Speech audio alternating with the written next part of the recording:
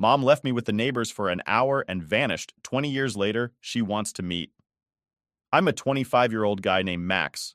My biological mother, Anna, had me when she was 22. At first, she was really excited to be a mom, but after I was born, she realized that taking care of a baby wasn't as easy or fun as she thought it would be. Babies aren't just dolls you can dress up and play with. They need a lot of attention and care. From the few fuzzy memories I have of Anna, she was never warm or loving towards me. The strongest memory I have is of her screaming at me, though I can't remember what it was about. Anna would often leave me with my grandparents or my auntie so she could go out and party. This happened so often that my grandparents and auntie eventually told Anna they couldn't be her full-time daycare anymore and that she needed to get her act together and be a real parent. One day, when I was about 4 years old, Anna asked our neighbors, Mr. and Mrs. Collins, to watch me for an hour and then left. She didn't come back for days.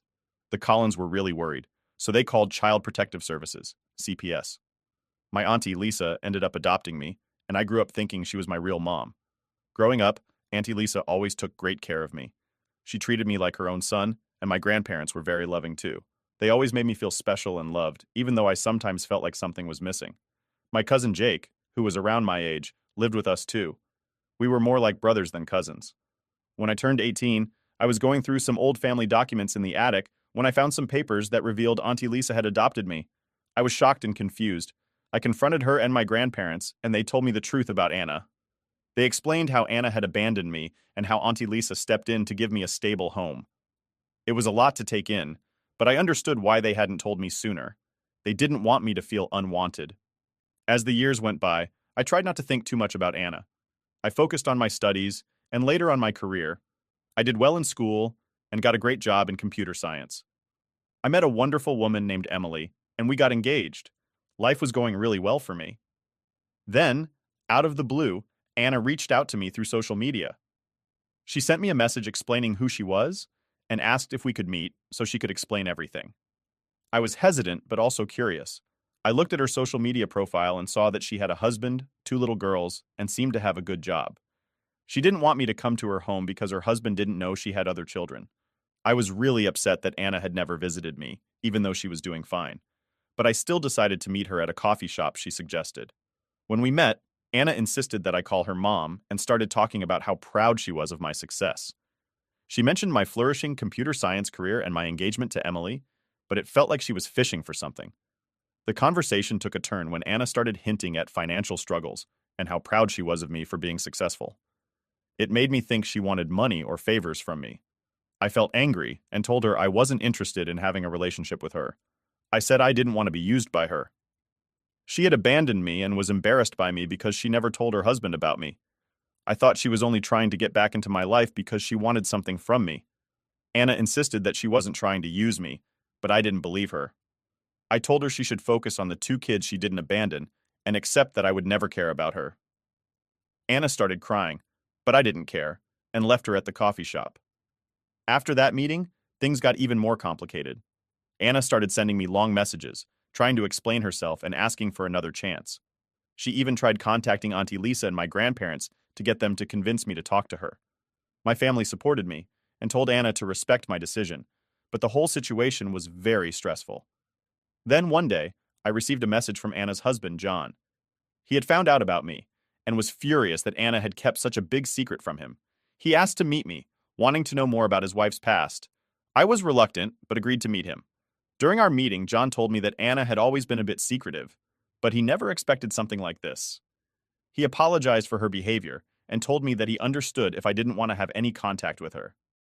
Meanwhile, Emily, my fiancée, was very supportive throughout this ordeal. She suggested that I see a therapist to help process my feelings about Anna. I took her advice and started seeing Dr. Miller, a kind and understanding therapist. Dr. Miller helped me work through my anger and confusion about my biological mother. He helped me see that it was okay to feel hurt and that I didn't have to force a relationship with Anna if I didn't want to. Just when I thought things were settling down, another shocking event happened. I found out that Anna had been trying to contact Jake, my cousin, and convince him to talk to me on her behalf. Jake told me that she had even tried to visit him at his workplace. This was the last straw for me. I felt like Anna was crossing too many boundaries. I decided to write a heartfelt letter to Anna explaining everything I felt. I told her how much she had hurt me by abandoning me and how difficult it was to grow up feeling unwanted.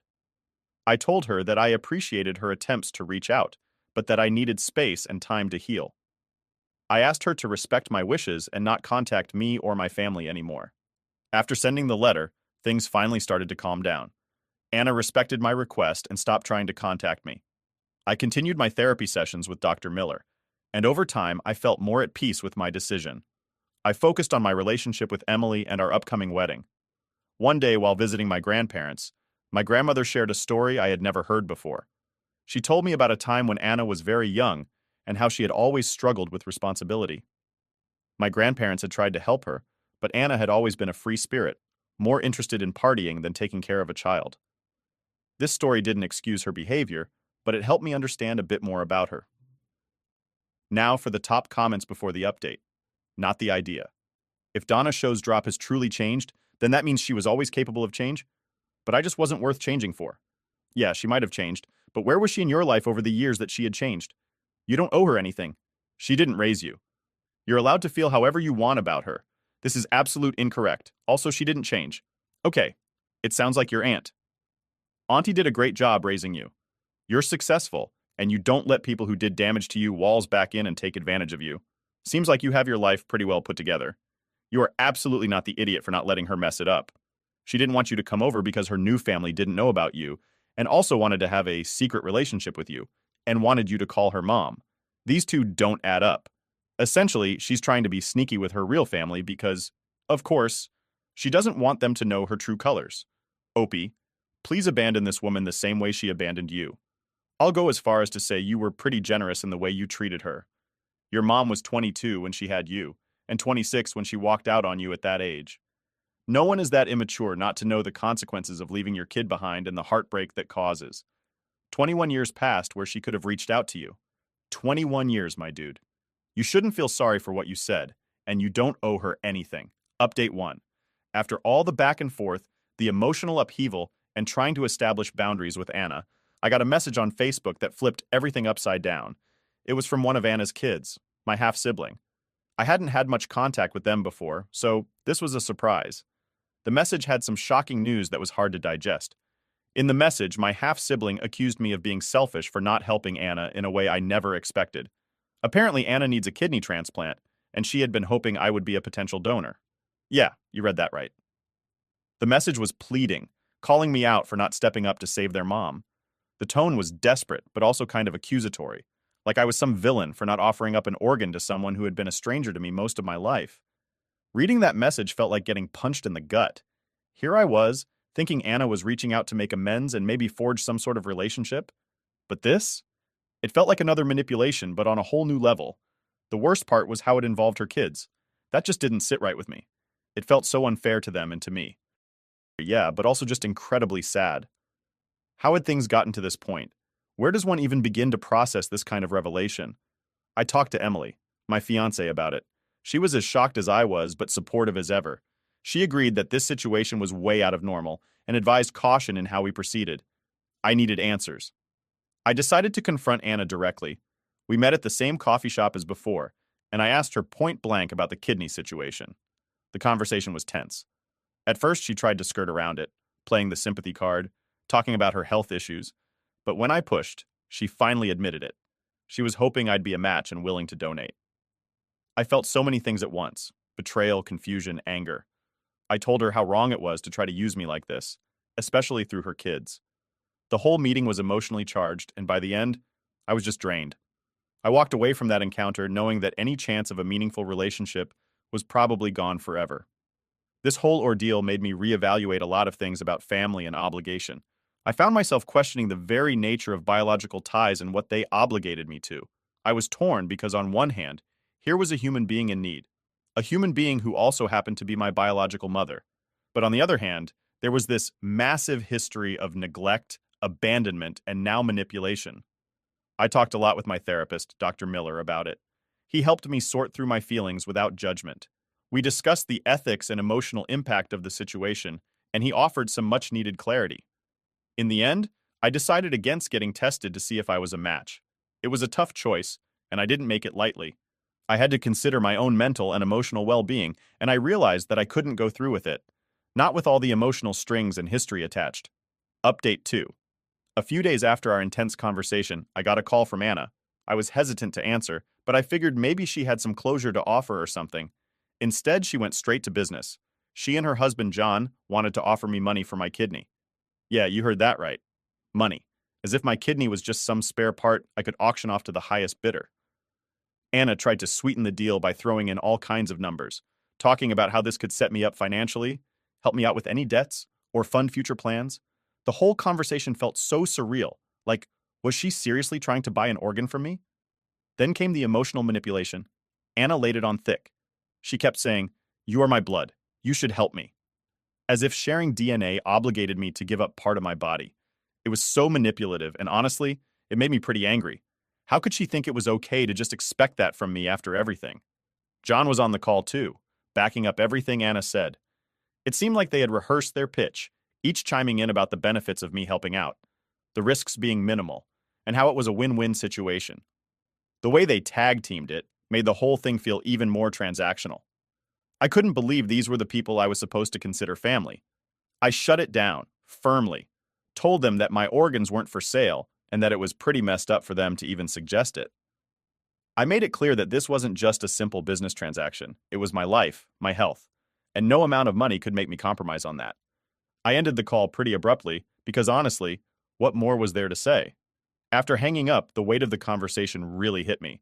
It's one thing to know intellectually that someone sees you as a means to an end, but it's another to hear it so explicitly. I spent a long time just processing how deep the manipulation went and how desperate they must have been to even propose such a thing. I talked it over with Emily, and she was as shocked as I was, but also super supportive. She helped me sort through the anger and betrayal to get to a place where I could just pity them for being so lost in their own needs that they couldn't see how wrong their actions were. So here's where I'm at now. I've decided to cut all communication with Anna and John. No calls, no messages, no social media, nothing. I need to protect my peace and mental health. It's been a tough decision, especially knowing that Anna is in a bad place health-wise, but I've learned that I need to prioritize my own well-being. I've also been leaning on my support network more than ever, talking to friends, spending quality time with Emily, and just trying to reinforce the positive relationships in my life. I'm also sticking with therapy because, man, this is a lot to unpack. As for the future, I'm focusing on the good stuff. My upcoming wedding with Emily, my career, and just enjoying the day-to-day without the shadow of family drama looming over me. It's not easy, and some days are harder than others, but I'm learning that I have the strength to get through even the toughest times. So that's the latest update. Wild, right? Thanks for sticking with me through this journey. Here's to better days and making choices that keep us healthy and happy. Update 3. Just when I thought things with Anna couldn't spiral further out of control, she took it to a whole new level. I'm talking major drama that spilled over into my professional life now. It started with a call from my boss last Tuesday.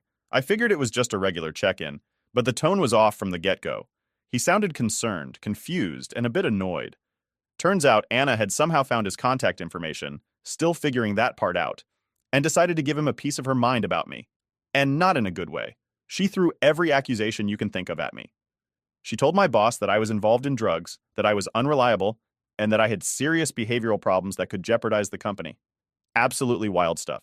And none of it true. She painted this picture of me as some sort of high-risk employee that they needed to reconsider having on their team.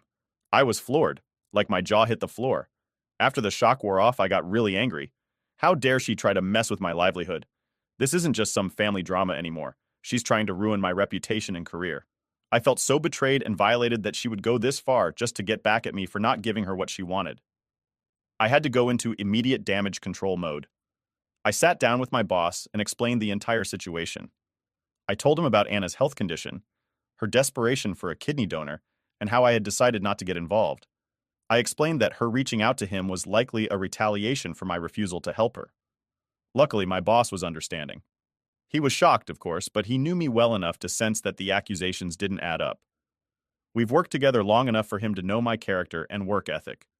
After our conversation, he reassured me that he took the information Anna provided with a massive grain of salt, but it was still an uncomfortable situation to navigate. After calming things down at work, I spoke to a lawyer. This kind of interference in my professional life is serious, and I wanted to know what my options were. The lawyer confirmed that Anna's actions could constitute defamation and tortious interference, meaning she's intentionally trying to damage my relationship with my employer and disrupt my career. We discussed the possibility of sending a cease and desist letter to formally warn Anna against further contact or defamation. It's a big step, and I'm still weighing the pros and cons, but I'm leaning towards taking legal action if she doesn't back down. This has gone too far, and it feels necessary to put some legal muscle behind my demand for her to stop. This whole ordeal has taken a significant emotional toll on me. It's one thing dealing with personal attacks, but when someone tries to take down your professional life, it hits differently. I've been trying to keep a cool head at work and not let this affect my performance, but it's tough. Nights have been hard. There's a lot of tossing and turning, just replaying things over in my mind. Through all of this, Emily has been my rock. She's been incredibly supportive, helping me process my feelings and just being there to listen whenever I need to vent. My friends and colleagues have also rallied around me, offering their support and reassuring me that they know the truth. Back at work, I'm doing my best to keep things professional, keep my head down, and just power through. But you better believe it's awkward. I mean, even though my boss is cool about it, there's this unspoken tension now. It's like everyone's wondering if there's any truth to the madness Anna spewed, and I hate that. I hate that her lies might make people doubt me. I ended up having a sit-down with my team, just to clear the air. I figured transparency was the best approach. I didn't dive into all the gory details, but I laid out enough so they'd get why my so-called mother might be trying to stir up trouble. They were all pretty understanding, and a few even shared their own crazy family stories, which kind of helped lighten the mood. It's weirdly comforting to know you're not the only one with a family that could star in a soap opera. Digging into the legal side of things is like opening a whole new can of worms. My lawyer's been great, walking me through what actions we can take, how we can protect my professional life, and even how to safeguard against further personal attacks. We're drafting that cease and desist letter, and I'm bracing myself for whatever comes next. If Anna thinks she can intimidate me into submission, she's got another thing coming. Update 4. Alright, so the latest update in this ongoing drama with Anna is that I've decided to ramp things up legally and publicly. After all the chaos and the attempts to mess with my life, enough is enough. I'm taking control of the narrative and setting the record straight once and for all. First off, I've officially moved forward with legal action. My lawyer and I filed for a restraining order against Anna to keep her from contacting me or my employer again. We're also pursuing a defamation case because of the lies she spread about me. It's a big step, and it wasn't an easy decision, but it feels necessary to protect my reputation and peace of mind. The process has been pretty intense. Gathering evidence, documenting everything, and reliving some of the moments I'd rather forget, it's tough, but it's also empowering in a way. I'm no longer just the victim of her manipulations. I'm taking a stand, showing that I won't tolerate this kind of behavior from anyone, family or not. On top of the legal stuff, I've decided to go public with the whole story. I've been pretty private about my life, especially with the messy family stuff, but after talking it over with Emily and some close friends, I realized that staying silent wasn't helping anyone, least of all me. I wrote a detailed blog post and shared it on my social media.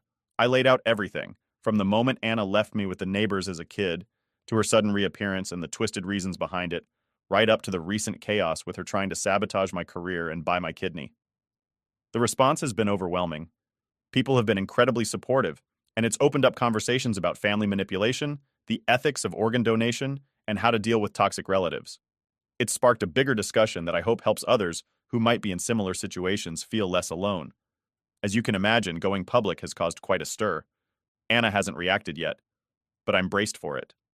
My lawyer's keeping a close eye on everything, ready to counter any moves she might make. My family, Auntie Lisa, my grandparents, and even some extended relatives have all been incredibly supportive. They're glad I'm standing up for myself and shedding light on a side of Anna that they've known for too long. This whole ordeal has been a roller coaster of emotions. Some days I feel on top of the world, strong and empowered. Other days it's a struggle not to get pulled down by the negativity and stress of it all. But every step forward in this legal battle, every supportive message I receive, strengthens my resolve to see this through. What's next? Well, I'm focusing on the legal battle ahead, making sure I'm prepared for whatever comes next. I'm also spending a lot of time with Emily, planning our wedding, which has been a beautiful distraction from all the drama. It's a reminder of the good things in my life, the future I'm building that's so much bigger than the past I'm fighting.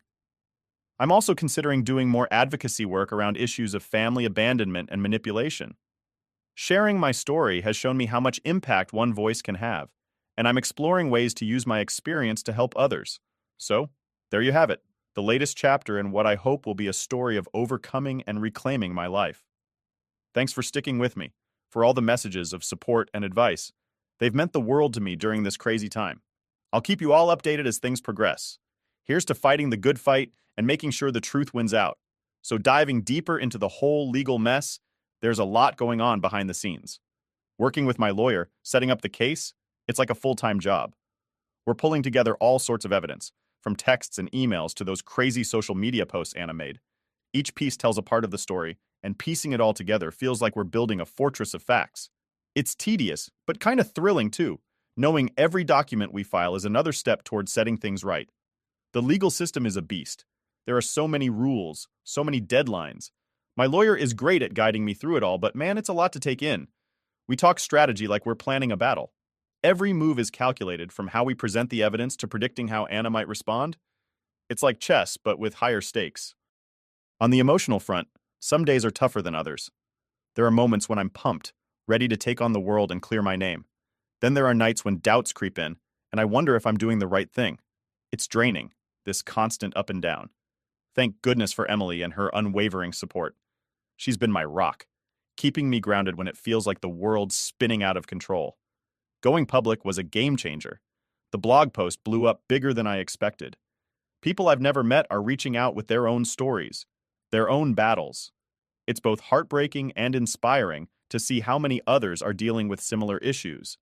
I've started responding to comments, sharing more of my thoughts, and engaging in this surprisingly supportive online community. It's given me a sense of purpose, a feeling that by sharing my story, I'm not just helping myself, but maybe helping others too. Of course, not everyone's on my side.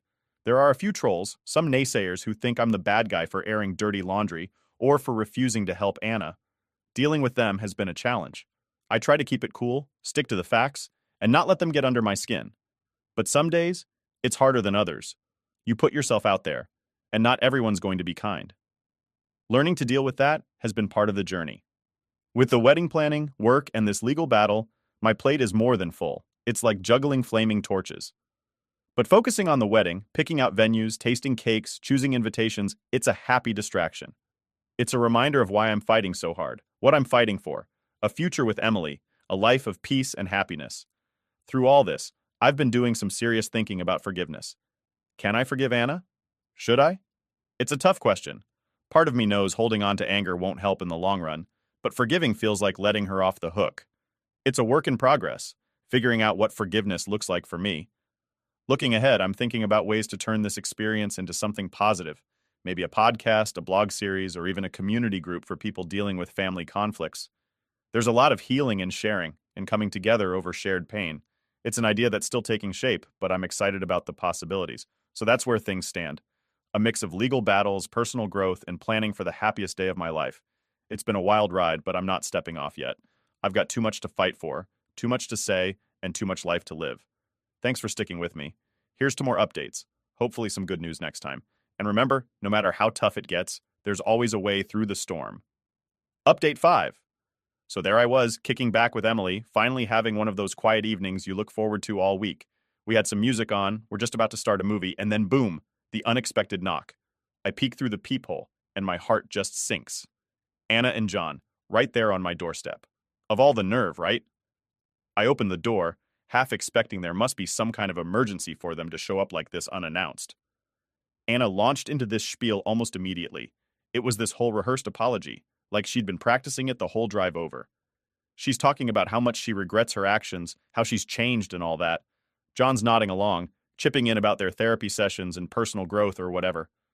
Part of me wondered if I was just being cynical, but then the bigger part of me remembered all the stunts she'd pulled before. I've got to tell you, it took every ounce of patience not to just close the door in their faces right then and there. But I let her finish because, well, I figured maybe there was a slim chance they were sincere. But it didn't take long for me to see through it. Every word just reminded me of all the times she'd manipulated situations for her benefit. How could I trust anything she said? Once they were done with their piece, I was pretty firm. Told them thanks but no thanks, and that they needed to leave. But then John, man, he just wouldn't have it. He steps up like he's going to make me listen or something. That's when I felt my temper really start to flare up. Here they were, in my home, trying to force a conversation I didn't want to have. I tried to keep my cool, really, I did. I told them they were trespassing at this point, that they had no right to be there if I didn't want them there. But John was all puffed up, refusing to leave, and Anna was crying, making this whole scene. It was just too much. That's when I realized I wasn't just going to get them to leave by asking nicely. So, I made the call. Never thought I'd be the guy calling the cops on his own mother, but there we were. The police showed up pretty quick, which I was grateful for. I explained the situation, how they refused to leave, and how I felt threatened. The officers were really decent about it all. They talked to Anna and John, heard their side, but ultimately, they saw it for what it was, an unwanted intrusion. After they took them away, the silence in the house was deafening. Emily and I just kind of sat there, processing the madness of it all. We talked a lot about whether there was anything else I could have done, but deep down, we both knew it had to end this way. They pushed it too far, and it wasn't safe or healthy to let that slide. The next few days were rough, not gonna lie. I kept replaying the incident in my head, wondering about the what-ifs. But I also felt this strange relief, like I'd finally stood up for myself in the most definitive way possible. No more gray areas, no more maybes. It was clear-cut, and it was final. Since then, I've been leaning a lot on my support system. Talking things out with friends, spending quality time with Emily, and yes, more therapy sessions. Just trying to find that balance again to remind myself that I did the right thing, that protecting my peace is priority number one. Looking ahead, I'm focusing on the positives. Planning the wedding with Emily, focusing on work, diving into some new hobbies to keep my mind clear. It's about moving forward, about building the life we want on our terms, without the shadow of past drama dictating our happiness. So there it is, the latest chapter in this wild saga. Thanks for sticking through it with me. Here's to better days, to healing and moving forward. No looking back this time. Parents took $170,000 loan on my name to fund spoiled Golden Brother studies and claimed it's my responsibility. So here I am, just 23 years old, finally graduated from college and thinking I'm ready to take on the world. I mean, I worked my butt off to get through school, and I was just starting an internship. Everything seemed to be falling into place, and for once I was feeling pretty damn proud of myself. Then one day I get this email from the bank, and at first I'm like, oh, maybe it's just another one of those generic notifications, whatever. But then I actually open it, and my heart just about stops. It says I owe $170,000. 170,000 freaking dollars. I'm sitting there staring at the screen thinking, no way. This has to be a mistake. Like, how the hell could I owe that much? My entire college tuition was supposed to be around $85,000 tops, and that's if I hadn't gotten any scholarships or anything. But I did get a scholarship, so this number just doesn't make sense. I start going over everything in my head, trying to figure out where this massive number came from. Maybe they added an extra zero by accident or something? I know that sounds dumb, but I'm just grasping at straws at this point. So naturally, I start freaking out. My mind is racing, trying to figure out what to do next. I knew I'd have some student debt, sure, but nothing even close to this. I thought I was being responsible, taking out just enough to cover what my scholarship didn't. Working part-time at a cafe to keep my expenses low, all that good stuff. So where the hell is this $170,000 coming from? First thing I do is call up my parents. I'm trying to stay calm, but I'm already sweating bullets. My mom picks up and I try to explain the situation, but she's just like, oh, don't worry, it's probably just a mix-up with the bank, we'll sort it out. But she says it in that way where I know she's not really listening, Like she's already moving on to the next thing on her mind. I push a little harder, saying, no, Mom, this is serious. The bank says I owe $170,000 and I need to know why. There's this awkward pause. And then she starts saying how they did take out a loan in my name for my college expenses, but it shouldn't be that high. She tries to brush it off again, telling me not to stress out, and we'll talk about it later. But I'm not having that. I ask her straight up, did you guys take out more than I needed? Like, did you take out the full amount just in case or something? And that's when she goes quiet. I can practically hear the gears turning in her head as she's trying to figure out what to say next. Eventually, she admits, well, yeah, we took out the full amount, but it was just to make sure you had enough if your scholarship didn't cover everything. Now I'm the one who's speechless. I'm trying to wrap my head around why they would take out so much money when it wasn't necessary. I got a partial scholarship that covered a good chunk of my tuition, and the rest was covered by my job and some savings.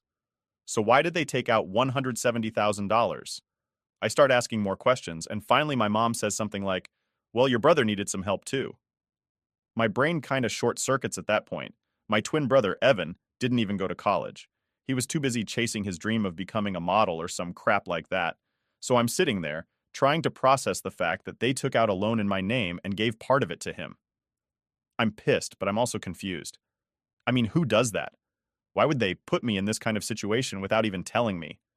I start getting louder on the phone, asking her how much they gave him and why they didn't just take out a separate loan for him if he needed money so bad. But she just keeps dodging the questions, trying to calm me down and saying, "We'll figure it out." Figure it out? Are you kidding me? I've got a $170,000 debt hanging over my head, and she wants to figure it out later. I tell her we need to talk about this in person, and she reluctantly agrees. I hang up the phone and just sit there for a while, trying to stop myself from smashing something. It's like, I thought I was doing everything right, and now I'm being blindsided by this massive debt that I didn't even know about. I spent the next few days in this weird daze, not really sure what to do. I mean, it's not like I could just make $170,000 magically disappear, and I couldn't exactly focus on my work. Every time I tried to concentrate, my mind kept drifting back to that stupid email and the sinking feeling that my life was about to get a lot more complicated.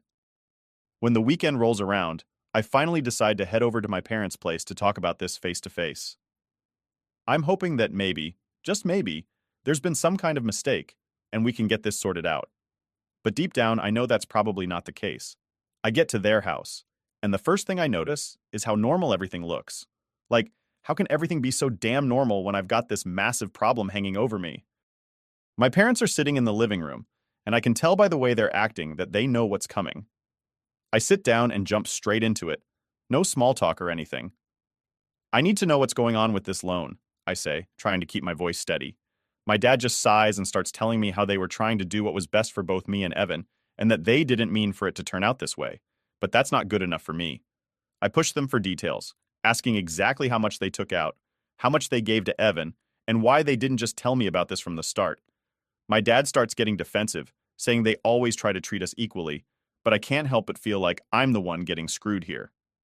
After what feels like hours of back and forth, they finally admit that they gave Evan $80,000 of the loan money to help him out with his career. I can't believe what I'm hearing. Evan didn't even go to college, and here I am, left to deal with a debt that's more than double what I should owe. I ask them why they didn't take out a loan in his name, but they just keep coming up with excuses. His grades weren't good enough. They didn't have any other assets to use as collateral, blah, blah, blah. I'm fuming at this point, but I know yelling at them isn't going to fix anything, so I just tell them flat out that I'm not paying a dime more than what I owe for my tuition. If Evan wants to waste $80,000 on whatever, that's his problem, not mine. My parents don't take that well, and my mom starts going on about how it's my responsibility to help out the family and that I'm being selfish. Selfish? Are you kidding me? I'm the one stuck with this massive debt because they decided to bail out Evan without even asking me. I tell them that they either need to figure out how to pay back that $80,000 or Evan does. I'm not going to be the one to carry that burden. By the time I leave their house, I'm even more pissed off than I was before. I feel like my whole world's been flipped upside down, and I have no idea what to do next.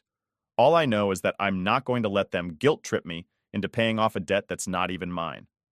I head back to my place, but I can't shake the anger and frustration. It's like no matter how hard I try to do the right thing, I keep getting screwed over. And now I've got to figure out how to deal with this massive debt without completely losing my mind. But one thing's for sure, I'm not going down without a fight.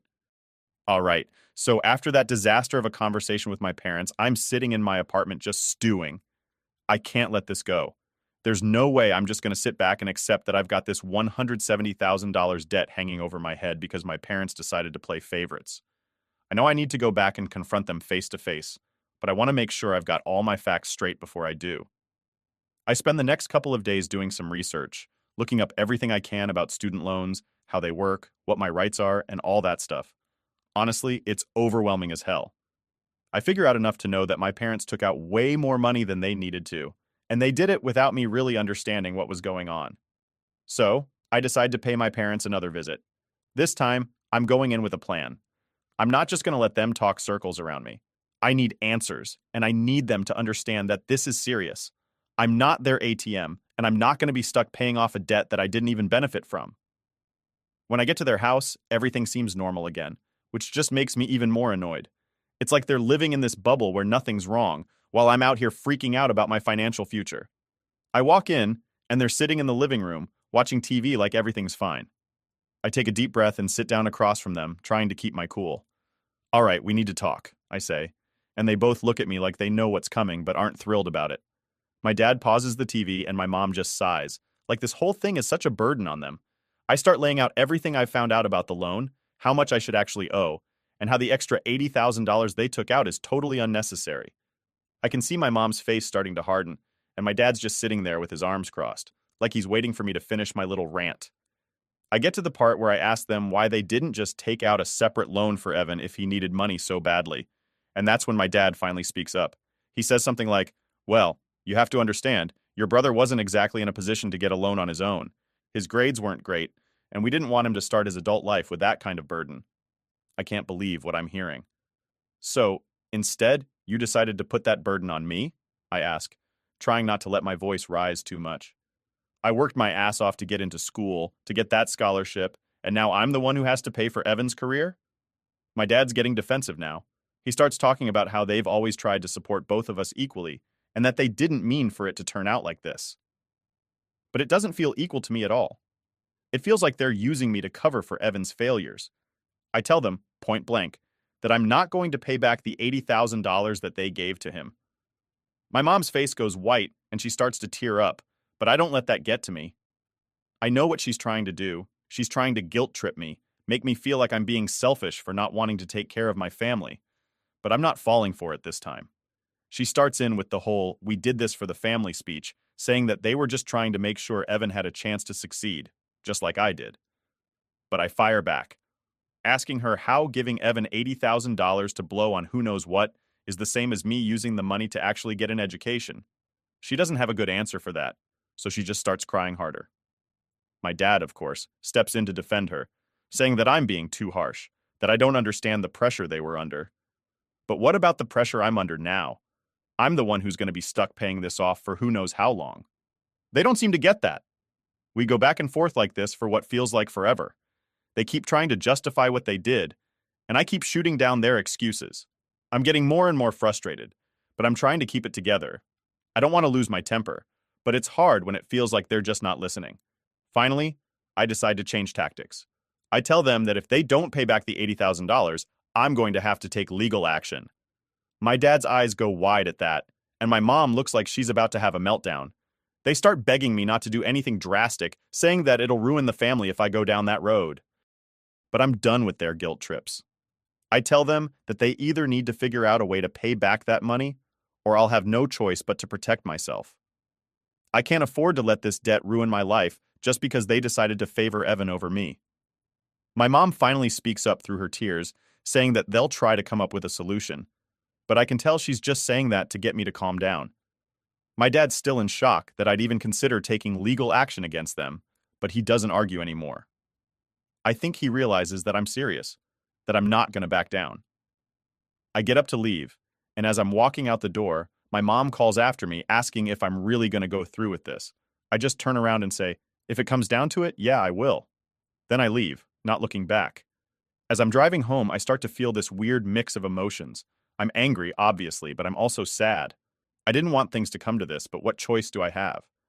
My parents put me in an impossible situation, and now I have to figure out how to get out of it. It sucks, but I know I have to do what's right for me. By the time I get back to my apartment, I'm emotionally drained. I just collapse on the couch and stare at the ceiling, trying to make sense of everything. I know I'm in for a long fight, and I'm not sure how it's going to turn out, but I'm ready for it. I have to be. I start thinking about the next steps, what I need to do to protect myself legally, how I'm going to keep my head above water financially, all that stuff. But mostly, I'm just exhausted. I didn't expect this to be easy, but I didn't think it would be this hard either. As I lie there, I realize that this is just the beginning. There's a long road ahead, and I'm going to have to stay strong if I want to come out on the other side. But at least now, I know what I'm up against. And I'm not backing down, no matter what. After that confrontation with my parents, I realized I couldn't just sit around and wait for them to magically fix this mess. If I've learned anything from all this, it's that they're not exactly the take responsibility type. So I decided I needed to take matters into my own hands and really figure out what happened with this loan. There's no way I'm letting this debt ruin my life, especially when half of it was used to bankroll Evan's partying or whatever he did with it. First thing I do is dig through all the paperwork I can find. I know it's not exactly thrilling, but I'm desperate. I need to see if there's any way I can get out of paying that extra $80,000.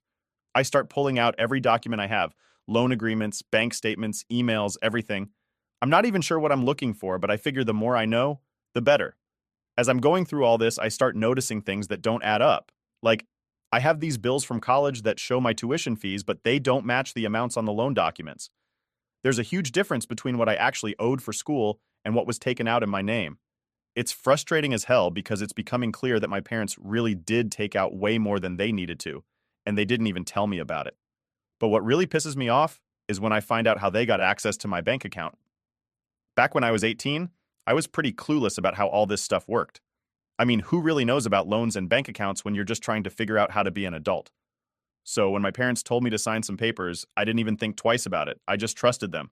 Big mistake. I find out that they had me sign over access to my bank account so they could manage my funds while I was in college. At the time, it seemed like no big deal. I thought they were just trying to help me out, make sure I didn't overspend or anything. But now, looking at these documents, I see that they used that access to take out the extra $80,000. They didn't even ask me. They just did it. I'm starting to feel like I've been played. Like, they knew I didn't understand this stuff and they took advantage of that to do what they wanted. I'm getting angrier by the minute, but I also feel this deep sense of betrayal. These are my parents, the people who are supposed to look out for me, and they've just put me in this impossible situation. But I'm not giving up. If anything, this just makes me more determined to find a way out of this mess.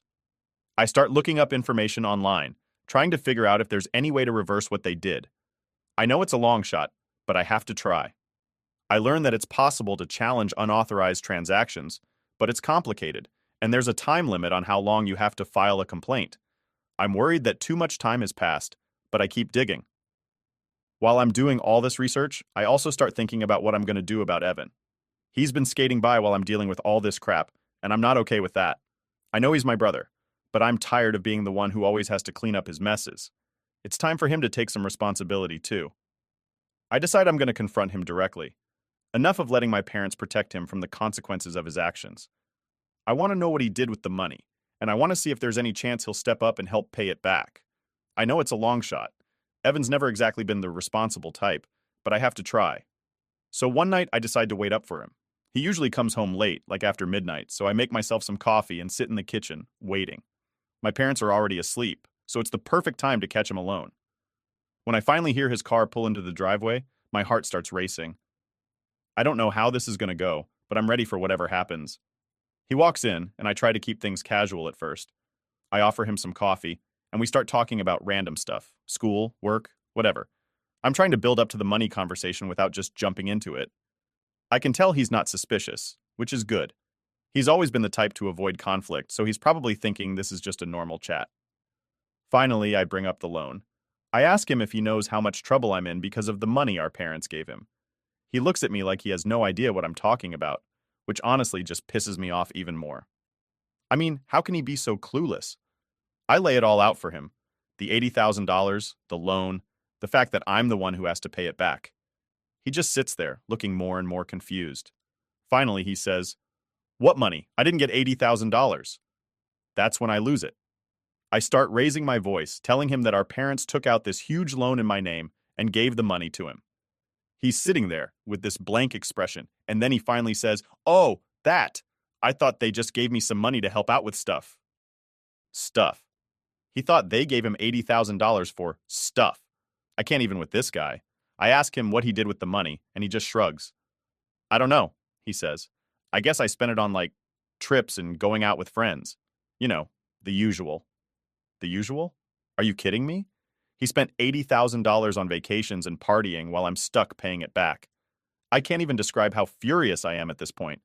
I start yelling at him, telling him that he needs to pay it back, that it's his responsibility. But he just looks at me like I'm crazy. He says something like, "It's not my fault. Mom and Dad gave me the money. I didn't ask for it." And that's when I realize that he doesn't even feel bad about it. He doesn't care that I'm the one who's going to suffer because of his actions. He's just going to keep living his life like nothing's wrong. I'm done. I can't deal with this anymore. I tell him that I'm not paying a single cent of that $50,000, and if he doesn't figure out how to pay it back, I'm going to take legal action. He just laughs, like I'm joking or something, and says, "Good luck with that." I storm out of the kitchen, not even bothering to say goodnight. I'm so angry I can't think straight. How did I end up in this mess? How did I get stuck with a brother who doesn't care and parents who think it's okay to use me like this? I go back to my apartment and collapse onto my bed, feeling completely drained. But as tired as I am, I can't sleep. I keep going over the conversation in my head, trying to figure out what to do next. I know I can't let this go, but I'm not sure how to move forward. One thing's for sure, I'm done playing nice. If my family thinks they can just walk all over me, they're in for a rude awakening. I'm not backing down and I'm not giving up. It's time. So after that whole disaster with Evan, I'm back at my apartment trying to calm down. I feel like I've been punched in the gut. It's like, no matter how much I try to make sense of all this, it just keeps getting worse. My parents won't take responsibility. Evan's acting like it's no big deal.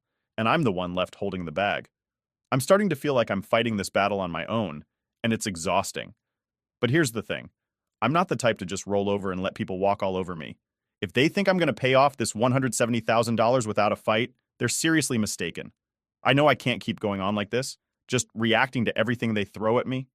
I need to take control, set some boundaries, and make it clear that I'm not playing around anymore. I decide to give my parents one last chance to make things right before I take things to the next level. I'm done with the back and forth, the excuses, the guilt trips. They either fix this or I'm going to have to do something drastic. I know it's a risk, but I've got nothing left to lose at this point. I give them a call and tell them I'm coming over. My mom sounds all hesitant on the phone, like she knows something's up, but I don't give her any details. I just say we need to talk and I'll be there soon. I'm trying to keep my emotions in check, but I'm nervous as hell. I don't know how they're going to react, but I know I have to do this. When I get to their place, it's the same old routine. They're in the living room, watching TV, like everything's fine. I sit down and take a deep breath, trying to figure out the best way to start. I know I can't come off too aggressive right away, or they'll just shut down. So I start off calm, laying out the situation again, explaining how serious this is. My mom, predictably, starts getting all emotional. She's saying how they never meant for things to get this bad, that they were just trying to help Evan, that they thought I could handle it. I've heard it all before, and honestly, I'm tired of hearing it. I cut her off and tell her that this isn't about Evan anymore. It's about the fact that they put me in an impossible situation and expect me to just deal with it. Then I drop the bombshell. I tell them that if they don't pay back the $80,000 they took out for Evan, I'm going to take legal action. I've looked into it, and I know I have a case. I explain that what they did, taking out more money than I needed, using my account to transfer funds to Evan, faking bills, it's all grounds for a lawsuit. And if they don't fix it, I'll have no choice but to protect myself. The room goes dead silent. My mom looks like she's about to cry again, but this time it's different. I can see the panic in her eyes. My dad's just staring at me, like he's trying to figure out if I'm bluffing. But I'm not. I'm dead serious, and I think they can tell. My dad's the first to speak. He's trying to sound reasonable, asking if there's any way we can work this out without getting the law involved. But I'm done with negotiations. I tell him that this is their mess, and they need to clean it up. I'm not going to ruin my life because they decided to gamble on Evan's future. My mom starts pleading with me, saying that they don't have the money, that they're already struggling, and that taking this to court would destroy our family. I almost feel bad for her. But then, I remember all the stress and anxiety they've put me through, all because they couldn't be honest with me from the start. I stand my ground. I tell them that I'm giving them 2 weeks to come up with a plan to pay back the money. If they don't, I'll file the lawsuit. No more discussions, no more excuses.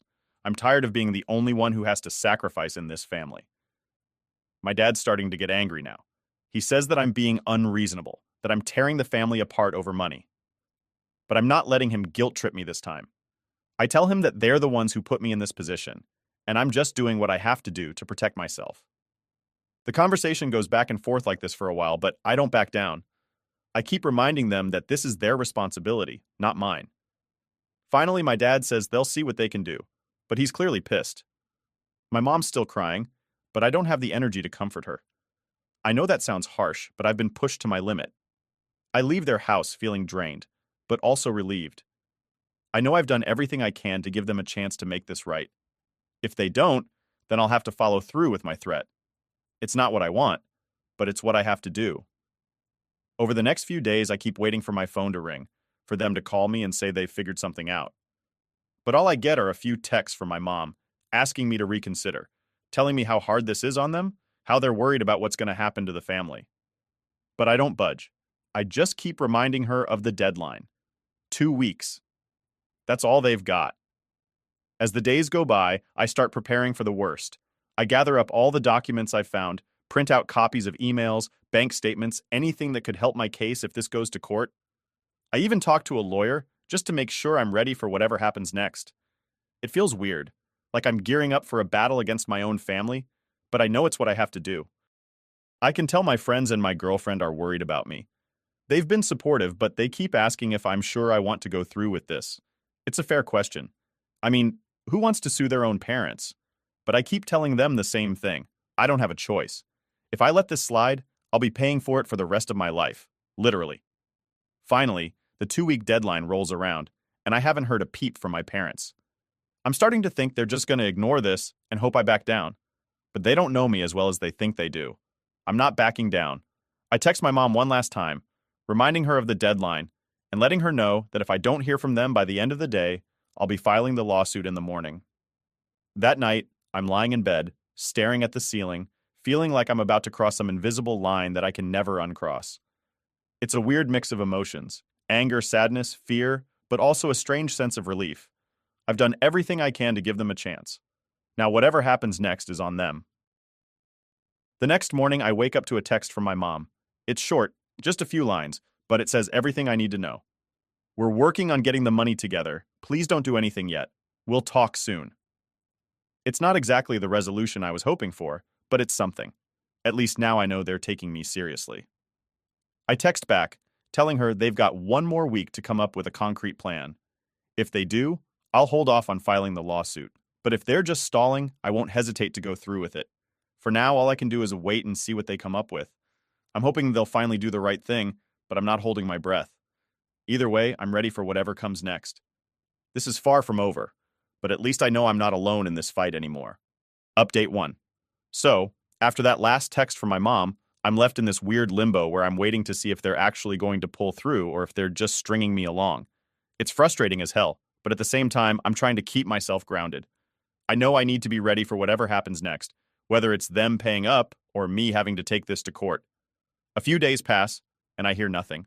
Not a single word from my parents, and it's driving me nuts. I keep checking my phone, waiting for a text, a call, anything.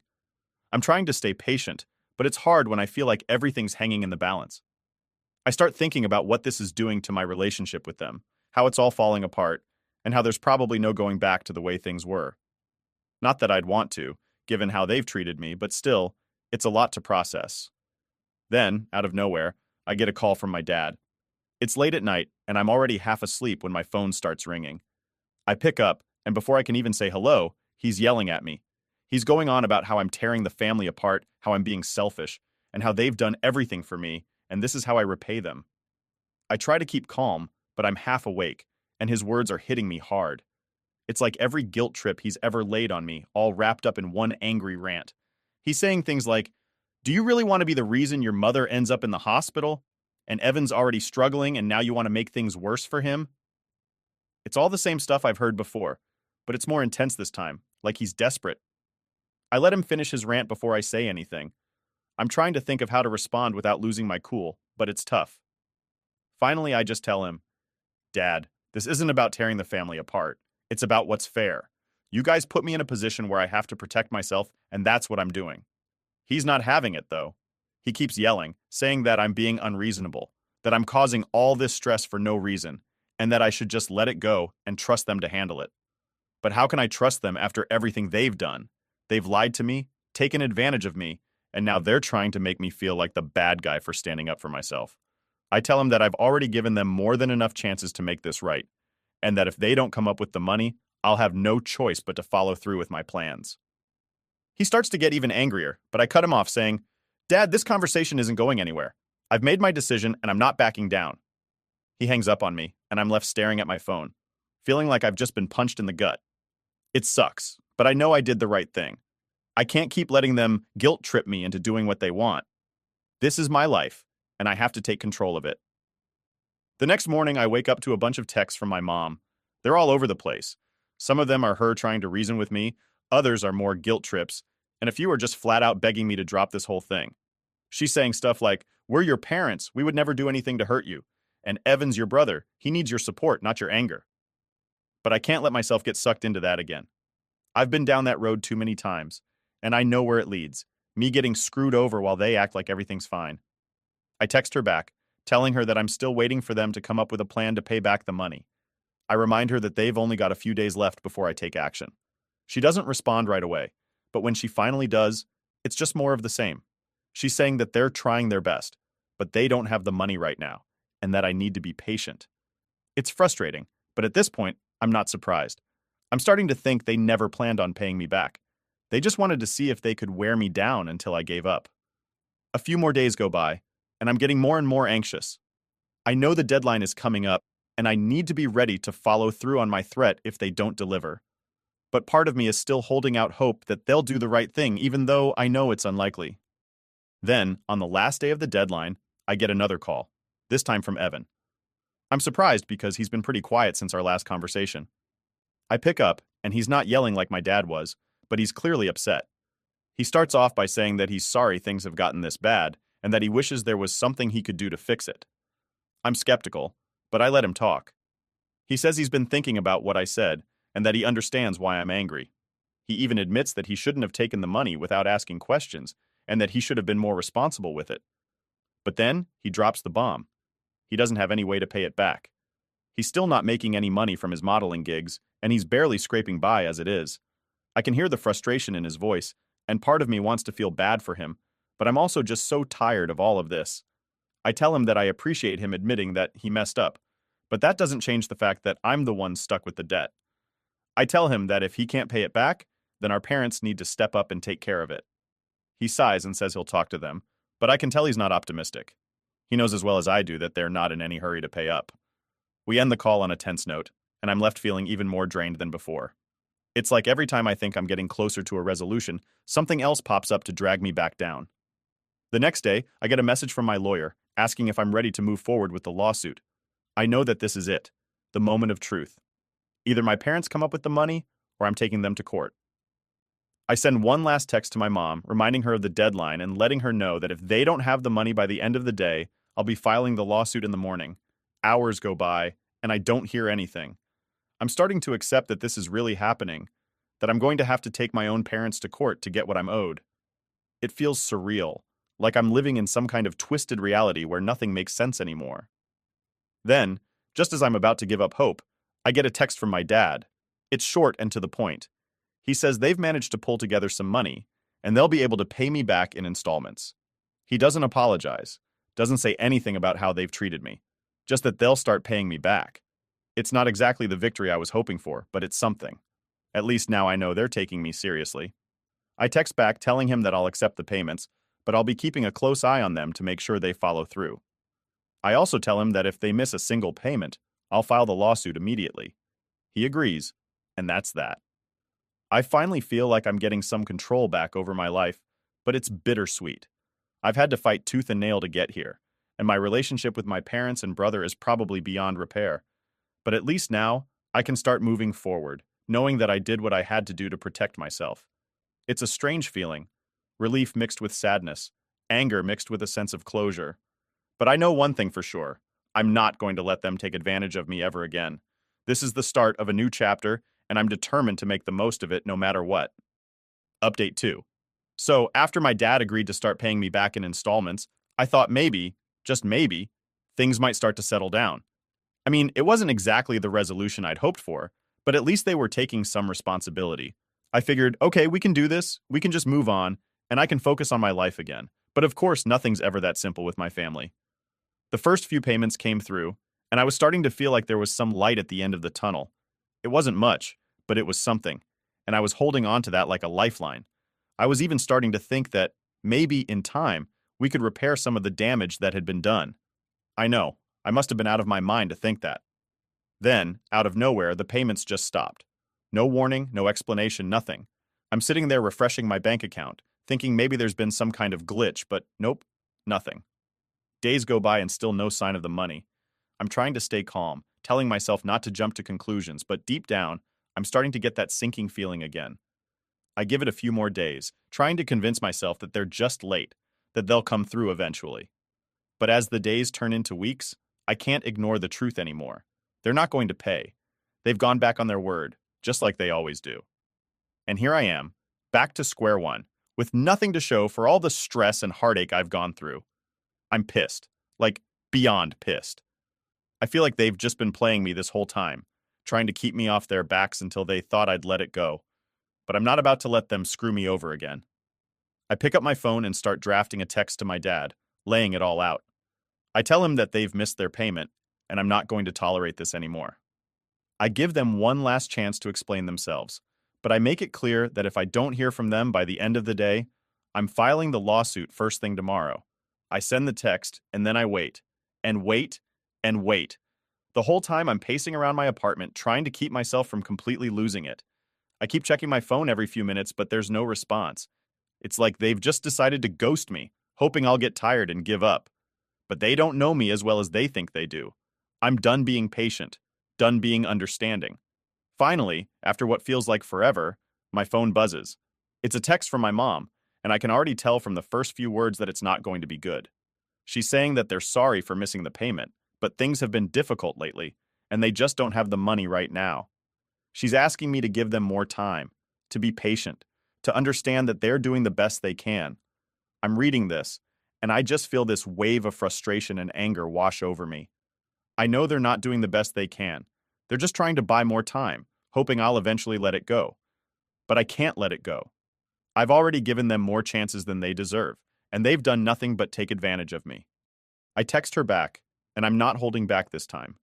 I tell her that I've given them enough time, that I've been more than patient, and that I'm done waiting. I tell her that if they don't have the money by tomorrow, I'm filing the lawsuit. No more excuses, no more delays. I'm tired of being treated like a doormat. The rest of the day is a blur of emotions. I'm angry, frustrated, but also just exhausted. I feel like I've been fighting this battle for so long, and I'm running out of steam. But I know I can't give up now. If I let them win, I'll never be able to look at myself in the mirror again. So I brace myself for what's coming next, knowing it's not going to be easy. That night, I can't sleep. I'm tossing and turning, my mind racing with everything that's happened. I keep going over the conversations, the broken promises, the lies. I'm trying to figure out where it all went wrong, but the more I think about it, the more I realize that it's always been like this. They've always put Evan first, always expected me to clean up the messes, and I'm just done. The next morning, I wake up feeling like I've been hit by a truck. I'm exhausted, emotionally drained, but I know I have to follow through. I get up, make some coffee, and start gathering all the documents I'll need to file the lawsuit. I've got everything organized, every piece of evidence, every email, every text. I know my case is solid, but that doesn't make it any easier. Just as I'm about to head out the door to meet with my lawyer, my phone rings. It's my mom. For a second, I think about ignoring it, but something tells me to pick up. I answer, and she's crying on the other end of the line. She's begging me not to go through with the lawsuit, saying that they'll figure something out, that they'll get the money somehow. I listen to her, and for a moment, I feel this pang of guilt. I don't want to hurt her, don't want to be the reason my family falls apart. But then I remember all the times they've hurt me, all the times they've let me down, and I steel myself. I tell her that I've already given them more than enough chances, and I'm not backing down. She keeps crying, keeps begging, but I just keep repeating the same thing. I'm not backing down. Eventually, she gives up and hangs up, and I'm left standing there, feeling like the worst person in the world. But I know I can't let myself get sucked into their drama again. I have to stay strong, have to protect myself, even if it means hurting the people I care about. I meet with my lawyer later that day, and we start the process of filing the lawsuit. It's surreal, sitting there in his office, signing papers that could change everything. Part of me is still hoping that they'll come through at the last minute, that they'll finally do the right thing. But I'm not holding my breath. Over the next few days, I start getting calls and texts from family members, cousins, aunts, even a couple of friends. Word's gotten out about the lawsuit, and everyone's got an opinion. Some people are supportive, telling me I'm doing the right thing, that I have to stand up for myself. Others are not so understanding. They're saying that I'm tearing the family apart, that I'm being selfish, that I should just let it go. It's hard to hear, especially from people I thought I could count on. But I know they don't understand what I've been through, don't know the full story. They're just seeing the surface, not the years of frustration and hurt that led to this point. I try not to let it get to me, but it's tough. I feel like I'm losing everything, my family, my support system, all because I decided to stand up for myself. But then I remind myself why I'm doing this. I'm doing it because I deserve better, because I'm tired of being the one who always has to sacrifice. I'm doing it because I need to take control of my life, even if it means burning some bridges along the way. And so, I keep moving forward. It's not easy, and I know there's still a long road ahead, but I'm determined to see this through to the end. I've come too far to turn back now. This is my life, my future, and I'm not going to let anyone take that away from me. Update 3. So, here we are. It's been a few weeks since I filed the lawsuit against my parents, and honestly, it's been one of the hardest things I've ever done. I never thought I'd be in this position, fighting my own family in court. But I guess life has a way of throwing you into situations you never imagined. If you told me a year ago that I'd be suing my parents, I would have laughed in your face. But here we are. The first thing I noticed after the news got out was how quickly people took sides. It's like everyone in the family had an opinion, and most of them weren't shy about sharing it. Some of my cousins reached out to say they were proud of me for standing up for myself, but a lot of the older relatives were less understanding. They kept saying things like, family should come first, or you don't air dirty laundry in public. It was like they expected me to just take the hit and move on, all for the sake of keeping the peace. But what peace? My parents had already shattered any sense of trust I had in them, and Evan, well, he was still acting like this was all my fault, like I was the one who'd done something wrong. I can't even count how many times I heard the word ungrateful tossed around. They acted like I should be thanking them for everything they'd done for me, as if saddling me with a $170,000 debt was some kind of gift. The court stuff started slow, which was kind of expected. Lawyers going back and forth, papers being filed, dates being set. It's all a bunch of legal crap that makes your head spin, but my lawyer was great about keeping me in the loop and explaining things in a way that didn't make me feel like a total idiot. Still, every time I had to go to a meeting or sign something, it was like a punch to the gut, a reminder that this wasn't just some nightmare I could wake up from. It was my reality. Then, about a week ago, things took a turn. My lawyer called to let me know that my parents wanted to settle.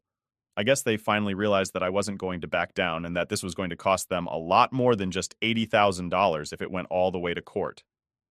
I wasn't surprised. They've always been more about saving face than actually doing what's right. But still, hearing that they wanted to settle, it was like a weight lifted off my shoulders, even if just a little bit. We met at my lawyer's office. My parents looked worn down, like this whole thing had taken a toll on them too. My mom couldn't even make eye contact with me. And my dad? Well, he just looked pissed. It's like he couldn't believe it had come to this, that I was the one making them pay for their mistakes. The settlement talks were tense. My lawyer did most of the talking, which I was grateful for because I don't know if I could have kept my cool. My parents were trying to negotiate, offering less than what they owed, but my lawyer wasn't having it. He made it clear that we had a solid case and that they'd end up paying a lot more if they didn't settle now. In the end, they agreed to pay back the full $80,000, plus a bit extra for the legal fees. It wasn't a victory parade or anything, more like a hollow win. I mean, I got what I wanted, but at what cost? My relationship with my parents is beyond repair, and Evan? Well, he didn't even show up. I guess he figured it wasn't his problem anymore now that mom and dad were paying up. When we left the office, my mom tried to talk to me. She said she was sorry, that they never meant for things to get this bad, but I couldn't even look at her. I just told her it was too late for apologies. Maybe that sounds harsh, but you can only hear sorry so many times before it loses all meaning. Actions speak louder than words, and their actions have been pretty damn loud. My dad didn't say anything as we left. He just walked out, not even looking back.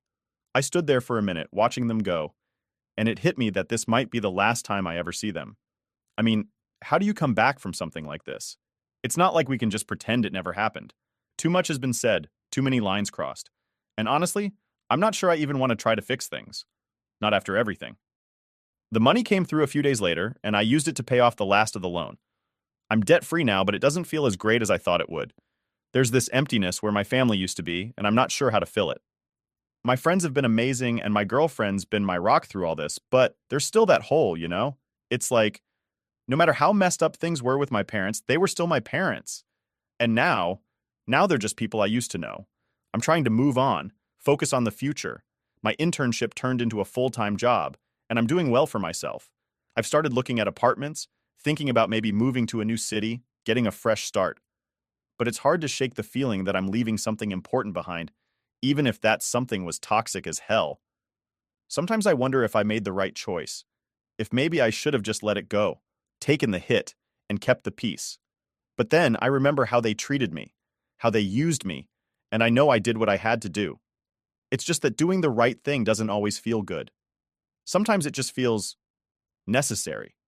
So that's where I am now, trying to figure out what comes next, trying to rebuild my life without the people who were supposed to be there for me.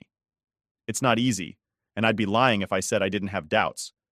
But I'm learning to trust myself, to believe that I can stand on my own 2 feet without needing their approval.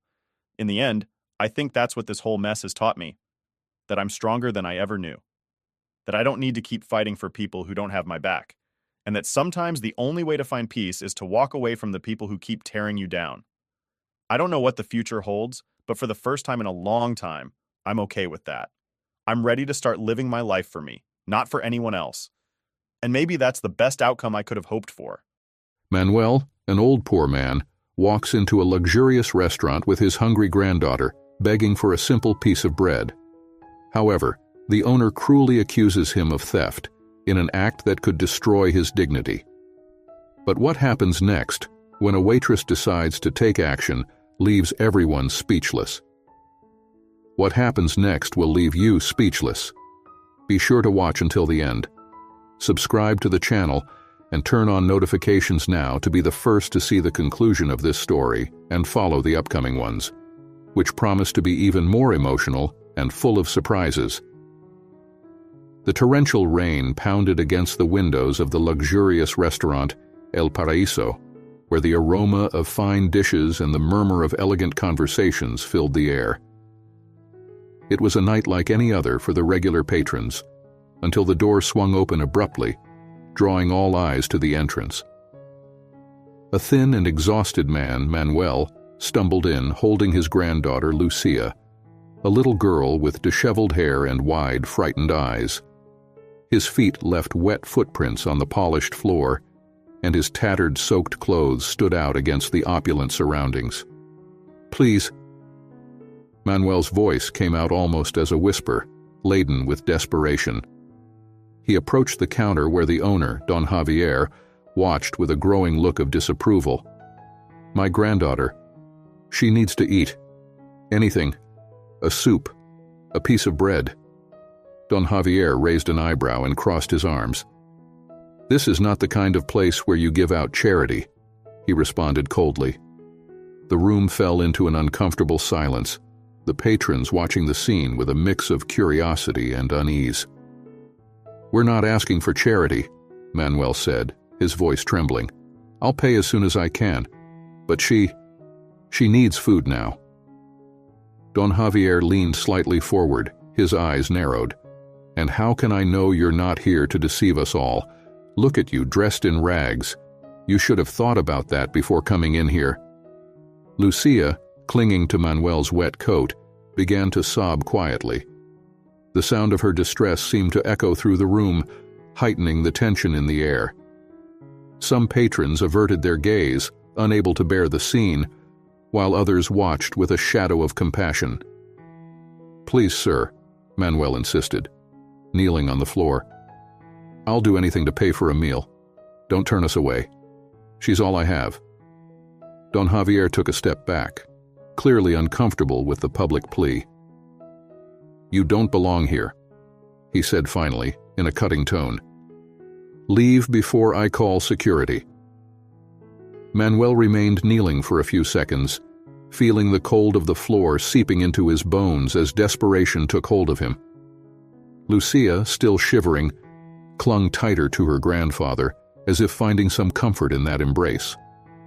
The restaurant, once filled with voices and laughter, was now enveloped in tense silence, only interrupted by the muffled sound of the rain outside.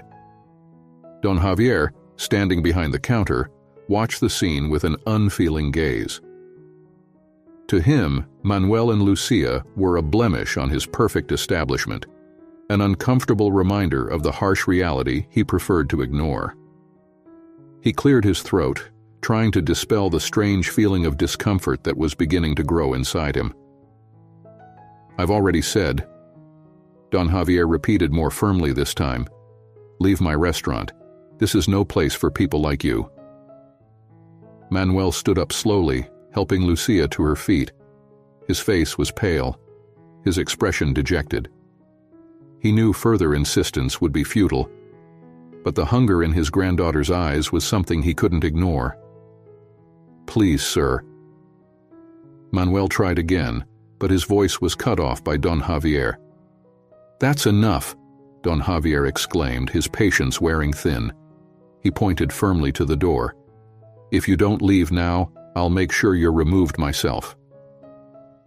At that moment, Lucia started crying. Tears streamed down her dirty little face as her small shoulders shook with cold and fear. The sound of her crying filled the room, stirring murmurs among the patrons. Some looked away, others exchanged sympathetic glances, but no one moved to help. One of the patrons, a middle-aged man, whispered to his wife beside him, "Of course he's trying to deceive us. He'll probably spend the money on something improper." Don Javier heard the comment and nodded slightly, as if confirming his own decision. However, before he could say anything more, a soft but determined voice rose from the middle of the room. "Enough!" The voice came from a young waitress, Elena, who had been watching the scene with a mixture of concern and empathy. "This isn't right." Don Javier looked at Elena with surprise and irritation. "Elena, this isn't your business. Go back to the kitchen and continue with your work." "No, sir," Elena responded firmly, taking a step forward. "I can't just stand by and watch this. They are clearly desperate, and the girl—" She looked at Lucia, her heart aching. "She needs help." Don Javier opened his mouth to protest, but the words seemed to fail him. He wasn't used to being challenged by his staff, especially not by a young woman like Elena. The silence in the restaurant grew even heavier as everyone awaited Don Javier's response. Elena seized the moment of hesitation. "They're not asking for charity, just a chance. Let me handle this, please." Manuel looked at Elena with gratitude, a glimmer of hope lighting up his eyes. Don Javier hesitated for a few more seconds, his eyes narrowing in frustration. "Do what you want," he said finally, turning with an impatient gesture. "But don't think this will change anything." Elena led Lucia and Manuel to a table in the corner of the restaurant, away from the more critical gazes of the other patrons. Little Lucia was still sobbing softly, her big brown eyes shining with tears, as she clung to Elena's hand as if the young waitress were the only thing keeping her upright. "Sit here," Elena said gently, helping Lucia settle into a chair. "I'll get something for you to eat." Manuel could barely utter the words of thanks that bubbled up in his throat. He was exhausted, both physically and emotionally, but Elena's simple kindness seemed to bring a lightness to his heart that he hadn't felt in a long time. "I don't know how to thank you," Manuel murmured, his eyes filled with gratitude. "You didn't have to do this." Elena smiled at him, a smile that offered more comfort than any words could. "We all need a helping hand sometimes. Wait here. I'll be right back." She quickly went to the kitchen, while Manuel looked around, still feeling the heavy stares on him. The atmosphere in the restaurant was one of tension mixed with curiosity. Many patrons whispered among themselves, unsure whether to feel pity or contempt for the man and his granddaughter. In the kitchen, Elena asked the chef to prepare a bowl of hot soup and a piece of bread. As she waited, her thoughts returned to the scene she had just witnessed. She knew she was risking her job by defying Don Javier, but she also knew she couldn't stand by. The image of little Lucia crying, hungry and helpless, was stronger than any fear of repercussions. When the soup was ready, Elena hurried back to the table where Manuel and Lucia were. As she approached, she saw that Lucia had already fallen asleep, her head resting on the table, too exhausted to wait for the food. "Here it is," Elena said softly, placing the bowl and bread in front of Manuel. "Let her sleep for a bit. The food will be here when she wakes up." Manuel looked at the food, and tears formed in his eyes. "I don't know how to repay you," he said, his voice choked with emotion. "You've given us more than food, you've given us hope." Elena sat down across from him, with a compassionate look. "Sometimes all we need is a small act of kindness to remind us that we're not alone," she replied. "Tell me what happened. Maybe I can help in some other way." Manuel took a deep breath, holding Lucia's small hand as he began to speak. He told her about losing his job, how life had become a constant struggle to find shelter and food, and how Lucia was the only thing keeping him going. Elena listened intently, her heart aching with each word. "We're not beggars," Manuel said, trying to hold back tears. "We just want a chance to start over." Elena felt a determination growing inside her. "You'll get that chance," she promised. "I'll do what I can to help." The conversation was interrupted by a sound coming from the kitchen door.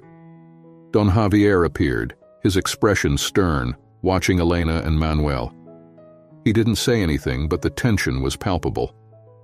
Elena knew she would have to face the consequences of her actions, but she was ready for it. She's just a child, Elena thought, looking at Lucia. I can't let the world take away the little she has. Manuel held Elena's hand tightly, a silent gesture of gratitude. "Thank you," he whispered again, his voice broken by emotion. Elena stood up slowly, still feeling the weight of Don Javier's stern gaze on her. She knew her actions wouldn't go without consequences, but something inside her refused to give in to the pressure. Lucia was still sleeping, her small hand clutching Manuel's coat, which he was now trying to compose himself after opening up about their struggles. "Manuel," Elena began, her voice soft but firm, "I'm going to try to talk to Don Javier. Maybe we can find a solution to help you and Lucia." Manuel nodded, clearly exhausted, but still holding on to a thread of hope. "Thank you, Elena. You've done so much for us. I don't know how I'll ever repay you." Elena smiled, trying to offer some comfort. "Don't worry about that right now. The only thing that matters is that Lucia is safe and well-fed. I'll be back soon." She headed to the kitchen, where Don Javier was already waiting with his arms crossed and a stern expression. Elena knew she needed to choose her words carefully. "Sir," she began, keeping a respectful tone, "I know what I did was against your orders, but I couldn't ignore the situation that little girl is in. They are desperate and need help. We can't just throw them out into the rain with nothing." Don Javier sighed, running a hand through his gray hair. "You don't understand, Elena. This is a respectable restaurant, frequented by high-level people. If we start helping everyone who comes in asking for handouts, we'll lose our customers. We can't risk that." Elena stood her ground, looking him directly in the eyes. "I understand your concerns, but I believe there's another solution. What if we give Manuel a chance to work here? He could help in the kitchen, clean, do anything. In exchange, they could get food and a place to stay until they get back on their feet. It wouldn't be charity, but a fair exchange." Don Javier hesitated, clearly surprised by the suggestion. He looked at Elena, then at the kitchen door where Manuel and Lucia were. "What if he's unreliable? What if this ends up hurting our business?" Elena took a deep breath, knowing this was her chance to convince Don Javier. "I believe everyone deserves a second chance, sir. And honestly, I don't think they're lying. The little girl, Lucia, she can barely stand. If there's something we can do, we should at least try. If it doesn't work out, I'll take responsibility." Don Javier pondered for a few moments, his face showing signs of internal conflict. He had always been a businessman, focused on maintaining the order and success of his restaurant. But there was something in Elena's sincerity that made him reconsider. "All right," he finally said, his tone less rigid. We'll give it a try. If Manuel is willing to work hard, maybe we can come to an agreement. But Elena, remember, any problems this causes will fall on you." Elena felt a wave of relief, but also of responsibility. "Thank you, sir. You won't regret it." She quickly returned to the table where Manuel and Lucia were. Manuel looked up, anxious for any news. "What did he say?" "I managed to convince Don Javier to give you a chance," Elena said with a smile. "You can start working here, and in exchange, you'll get food and a place to stay. But it will be just a trial, so you'll need to do your best." Manuel was silent for a moment, taking in what he had just heard. Tears of gratitude filled his eyes once more. "I don't know how to thank you, Elena. I'll do my best not to disappoint you." Elena patted Manuel's shoulder reassuringly. "I'm sure everything will work out. Now, rest a bit and take care of Lucia. Tomorrow will be a new day." Manuel nodded, feeling a weight lift off his shoulders. For the first time in a long time, he felt that things might really get better. He looked at Lucia, who was still sleeping soundly, and whispered softly, "We'll be okay, my dear. We'll be okay." The next morning, the sun rose timidly on the horizon, casting a soft golden light on the El Paraíso restaurant. Manuel and Lucia were sitting at a corner table, enjoying a simple breakfast that felt like a feast after so many days of hunger. Lucia was still a bit sleepy, but the smile on her face brought warmth to Manuel's heart that he hadn't felt in a long time. Elena watched the scene from a distance, feeling a mix of satisfaction and apprehension. She knew this was just the first step, and the real challenge would begin once Manuel started working. Don Javier, on the other hand, remained distant, observing everything with a critical eye. The restaurant began to fill with regular customers, and the pace of the place quickly returned to normal. Elena approached Manuel with an encouraging expression. "Ready to start?" she asked, trying to hide her own concern. Manuel nodded, rising with determination. "I'm ready. I'll do whatever it takes." She led him to the kitchen where Don Javier was already waiting. The owner gave Manuel a stern look, sizing him up from head to toe. "All right," he said in a voice that left no room for doubt. "You'll start by cleaning the tables and then move to the kitchen. I want to see dedication and effort, or this will be your first and last chance." Manuel nodded vigorously. "You can count on me, sir. I'll do my best." The work began immediately. Manuel threw himself into the tasks with a determination that even surprised Elena. He cleaned the tables meticulously, handled the dishes in the kitchen, and attended to any request that came up, all while keeping an eye on Lucia, who played quietly in a safe corner of the restaurant, supervised by Elena. But not everyone in the restaurant was as accepting of Manuel. Some customers started murmuring among themselves, questioning the presence of the man and the girl. "He's just taking advantage of Elena's kindness," one customer whispered to his wife. "Who knows how long he'll last here?" Elena overheard some of these comments and realized that the judgment from others was beginning to affect Manuel. He kept his head down, focusing on his work, but it was clear that the stares and whispers were weighing on him.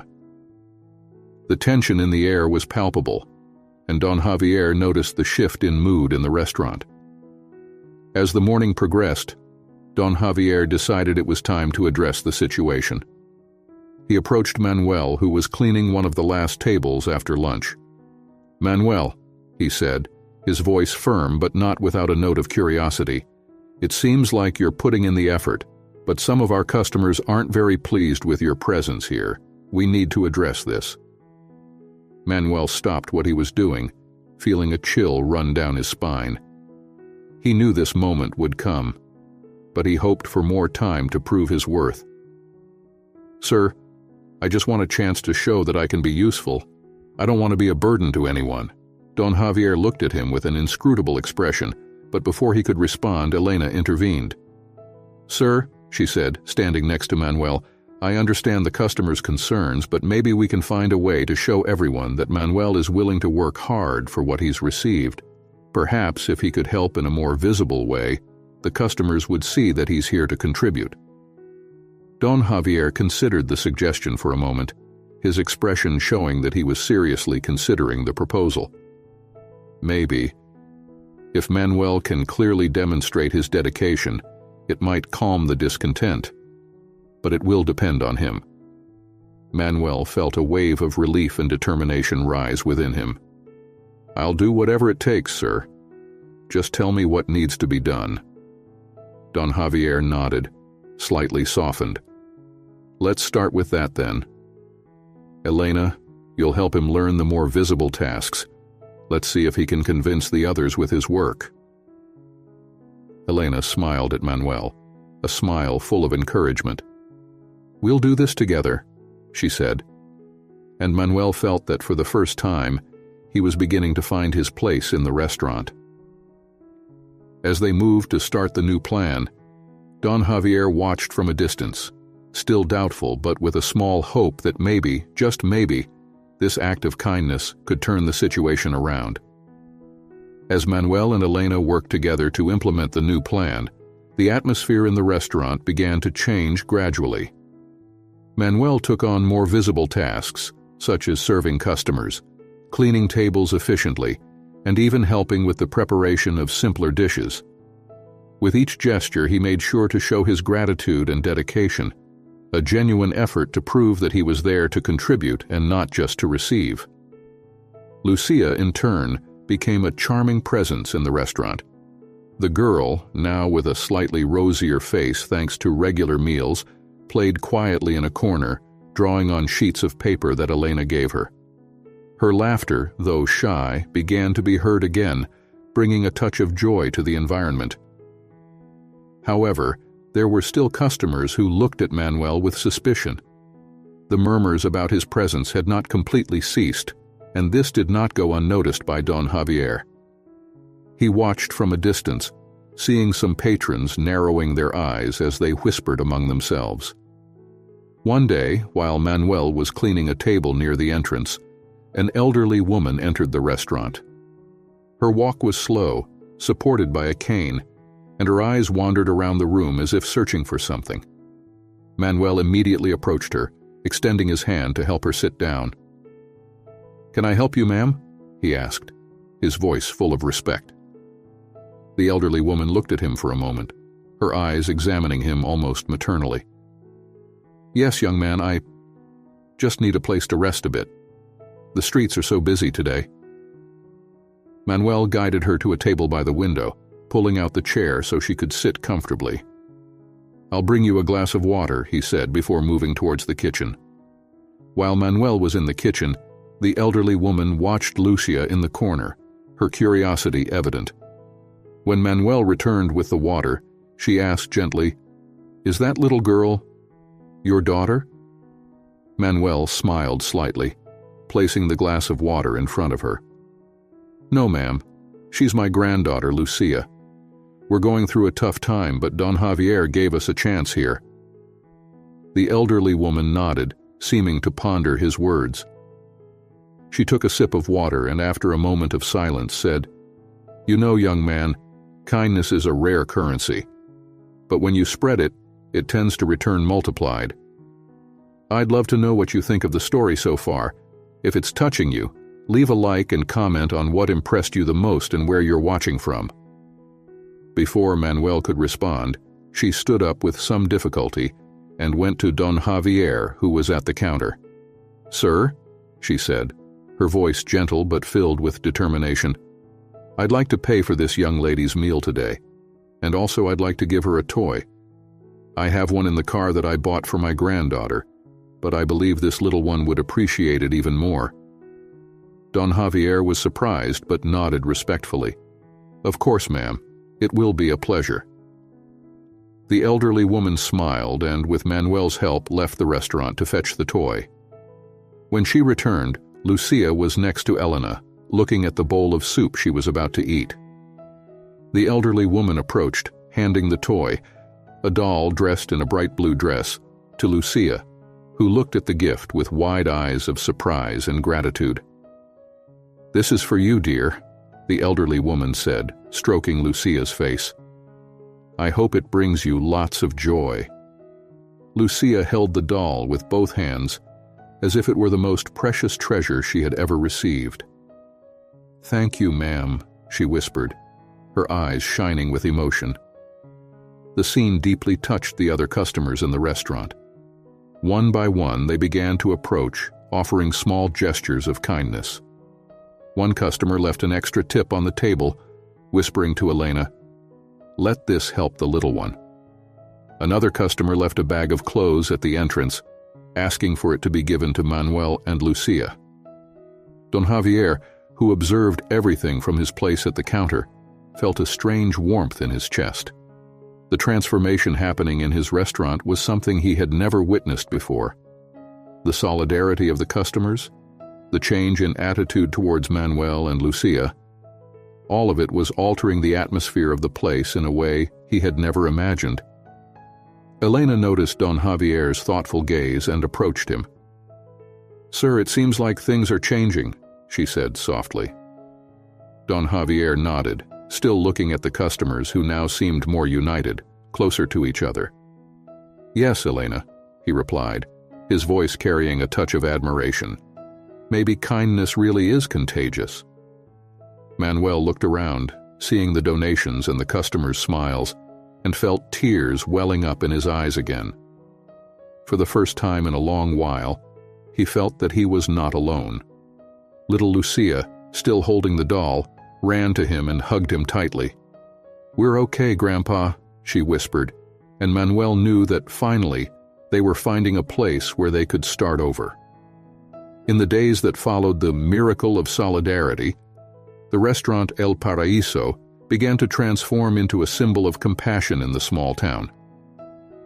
Manuel continued to work tirelessly, and his presence was accepted by many of the customers who had previously viewed him with suspicion. Lucia, with her new doll always by her side, became a beloved figure in the restaurant, captivating everyone's hearts with her shy smile. Don Javier, however, was still undecided. He watched from a distance, seeing how Manuel and Lucia became part of the restaurant's life, but still felt the weight of responsibility. Giving them a permanent chance would mean risking the success and reputation of El Paraíso. What if things didn't work out? One morning, while Don Javier was reviewing the accounting books in his office, Elena knocked softly on the door. "Sir," she said, entering timidly, "I'd like to talk to you about Manuel." Don Javier looked at her, his eyes still full of concern. "Yes, Elena? What do you want to discuss?" Elena approached, sitting in a chair in front of Don Javier's desk. "I know you have your doubts, sir, but I believe Manuel has already proven his worth. He works hard, doesn't complain, and does everything we ask. And not only that, he's brought something to this place that we didn't have before, a sense of community, of purpose." Don Javier sighed, closing the books and folding his hands on the desk. "I see that, Elena. But giving him a permanent job is a big decision. I don't want to risk everything we've built here. What if he can't keep up the pace? What if the customers start complaining again?" Elena leaned forward, her gaze serious. "Sir, I know you're a businessman and understand the risks, but sometimes we need to make decisions with our hearts, not just our heads. Manuel and Lucia have brought more than just work to this place. They've brought a new life, a new energy. The customers are already seeing that, and I believe if we give them a real chance, we'll see more benefits than anything negative." Don Javier was silent for a moment, pondering Elena's words. He knew she was right. Things had indeed improved since Manuel and Lucia arrived. The customers were more engaged, the restaurant was more lively, warmer. Even he, who had always prided himself on his rigid and professional demeanor, felt that something inside him had changed. Finally, he stood up, walking to the window and looking out at the busy street. "You're right, Elena. Maybe it's time to do something different. I'll talk to Manuel." Elena smiled, feeling a wave of relief. "Thank you, sir. I know this means a lot to them." Later that same day, Don Javier called Manuel to his office. Manuel entered nervous, unsure of what to expect. He had worked hard, but he knew his stay there was still uncertain. "Manuel," Don Javier began, his voice calm but firm, "I've been observing you these past few days. I see that you're a dedicated man who isn't afraid of working hard. I also see that you've brought something valuable to my restaurant." Manuel looked at him, trying to decipher the tone of his voice. "Sir, I just want to thank you for the opportunity. I've been doing my best to prove that I can be useful here." Don Javier nodded, turning back to Manuel. "And you have proven that. That's why I've decided to offer you a permanent position here at El Paraíso. I want you and Lucia to stay. We'll make sure you have a safe place to live and food on the table every day." Manuel felt the ground shift beneath him for a moment. Don Javier's words echoed in his mind like a dream. "Sir, I don't know how to thank you. This means everything to us." His hands trembled with emotion, and he struggled to hold back the tears that were welling up in his eyes. Don Javier smiled slightly, a rare but genuine smile. "Thank you with your work, Manuel. Keep doing what you're doing, and I know everything will be fine. We'll make this work together." Manuel could no longer hold back the tears. He reached out his hand to Don Javier, who shook it firmly. "Thank you, sir. Truly, thank you." Don Javier nodded again before returning to his professional tone. "Now get back to work. We still have a long day ahead." Manuel left the office with a light heart, feeling as if a huge weight had been lifted from his shoulders. He walked back to the dining area, where Elena was waiting anxiously. Seeing the smile on his face, she immediately knew the news. "We did it," Manuel whispered, unable to contain his joy. "He gave us a real chance." Elena hugged Manuel, sharing in his happiness. "I knew he would do the right thing. Now just keep showing how much you deserve to be here." At that moment, Lucia ran to Manuel, holding his hand tightly. "Grandpa, is everything going to be okay now?" Manuel looked at his granddaughter, his heart overflowing with love and relief. "Yes, my dear. Now, everything will be okay." As the days went by, Manuel integrated more into the restaurant's routine. His hard work and dedication began to be noticed by everyone, not just by Don Javier and Elena, but also by the regular customers. Lucia's presence at the restaurant was also seen as a blessing. Her innocence and joy brought a new energy to the place, making El Paraíso an even more welcoming spot. Manuel woke up early every morning, well before dawn, to ensure everything was ready for the day ahead. He helped set up the tables, prepared the utensils, and when the first customers arrived, he was already at his post, ready to serve with a smile on his face. Lucia, meanwhile, spent her mornings drawing in her designated corner, always lovingly watched over by Elena. Customers, who had once looked at Manuel with suspicion, began to greet him with nods and smiles, recognizing the value of the work he was doing. Don Javier, observing this change in attitude, felt more confident in his decision to keep Manuel at the restaurant. One morning, while Manuel was busily cleaning the tables after breakfast, a regular customer, Señor Rodriguez, an elderly man with a generally reserved temperament, approached him. "Good morning, Manuel," Señor Rodriguez said, his voice gentle but firm. Manuel stopped what he was doing and smiled. "Good morning, sir. How can I help you?" Señor Rodriguez looked at Manuel with a mixture of respect and curiosity. "I've been watching you, Manuel. You're a dedicated worker, and I want you to know that I appreciate the effort you're putting in here." Manuel was surprised by the unexpected compliment. "Thank you, sir. I just want to do my best to repay the opportunity that was given to me." Señor Rodriguez nodded, seeming satisfied with the response. "You're doing a good job. Keep it up, and soon you'll see that people here will start to see you as part of the family." These words touched Manuel deeply. He knew that, although he was doing his best, there was still a long way to go to truly feel part of the community. But hearing that from a respected customer like Señor Rodriguez was a sign that he was on the right path. That same day, while Manuel was helping in the kitchen, Elena approached him with a smile on her face. "You're doing very well, Manuel," she said. "Even Don Javier commented on how things have improved since you started working here."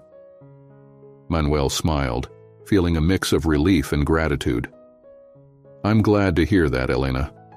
I really want to be part of this place, not just for the work, but because I feel that this could be our home." Elena nodded, understanding the sentiment behind Manuel's words. "And it is, Manuel.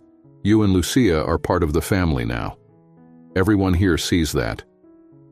Lucia, who was playing in the back of the kitchen, ran up to Manuel and Elena with one of her drawings in hand.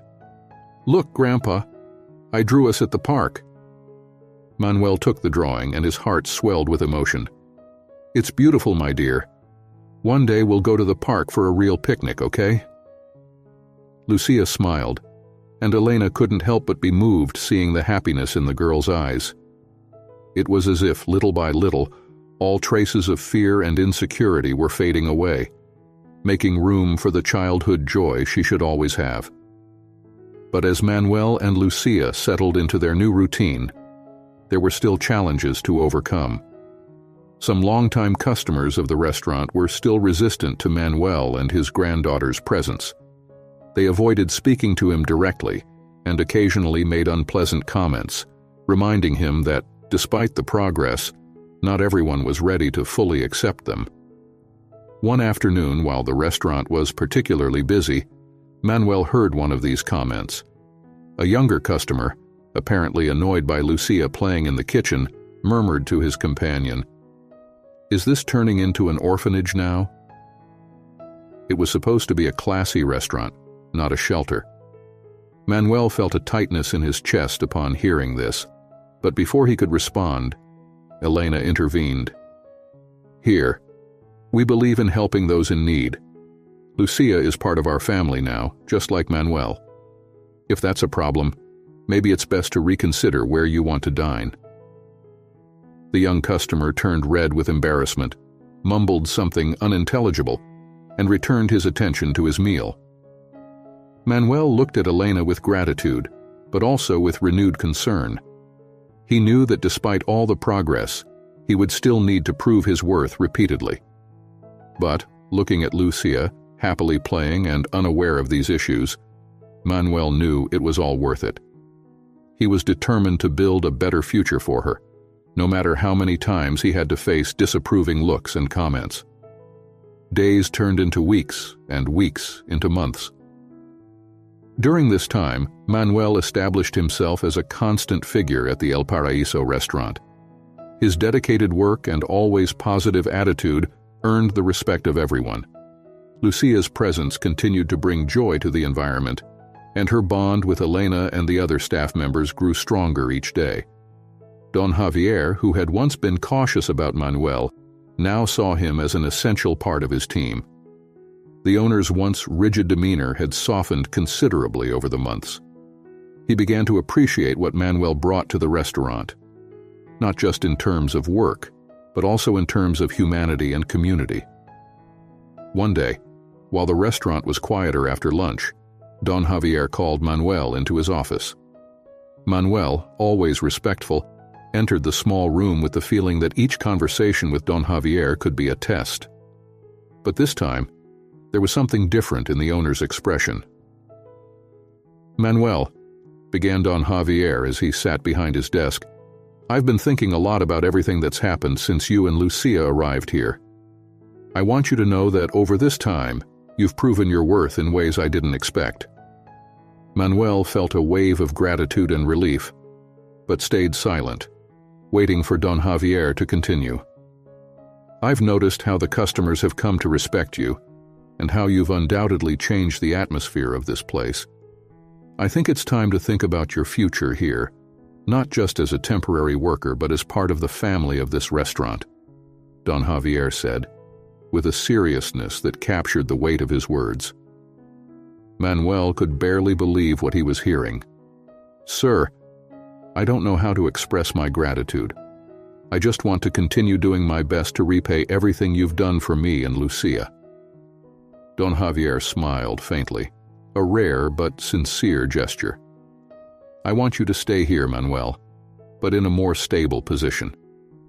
I've been thinking of offering you a formal employment contract with a proper salary and, more importantly, a place for you and Lucia to live permanently. I know you've been staying in the back of the restaurant, but that's just a temporary solution. I want you to have a real home." Manuel was silent for a moment, absorbing what he had just heard. Tears of emotion filled his eyes. "A real home," he repeated, his voice choked. "Sir, I can't thank you enough for this opportunity.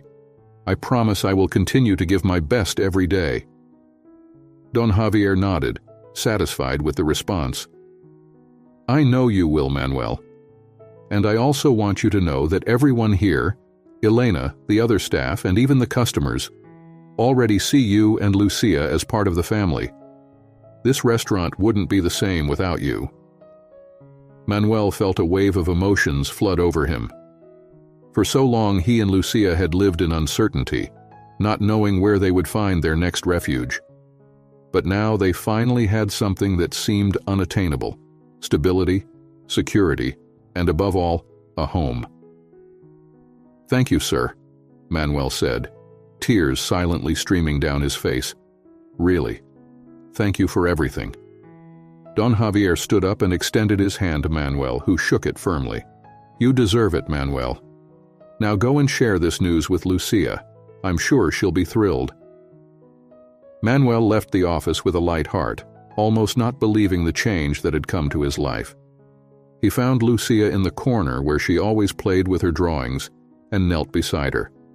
"Lucia," he began, with a smile that lit up his face, "I have some great news for you." Lucia looked up at him, curious. "What is it, Grandpa?" Manuel took Lucia's small hands in his and said softly, "We're going to have a real home, dear. A place just for us, where we can live without fear and without worrying about tomorrow." Lucia's eyes widened in surprise, and then a radiant smile spread across her face. "Really, Grandpa? We're going to have a house of our own?" Manuel nodded, his voice choked with emotion. "Yes, my love. A home where we can stay together, safe and happy." Lucia hugged Manuel tightly, and he felt all the weight of the hardships they had faced dissolve in that moment. Finally, everything was beginning to fall into place. They had found a place where they belonged, a place where they could start over and build a new life together. As he held Lucia in his arms, Manuel looked around the restaurant, feeling a deep gratitude for everything they had achieved.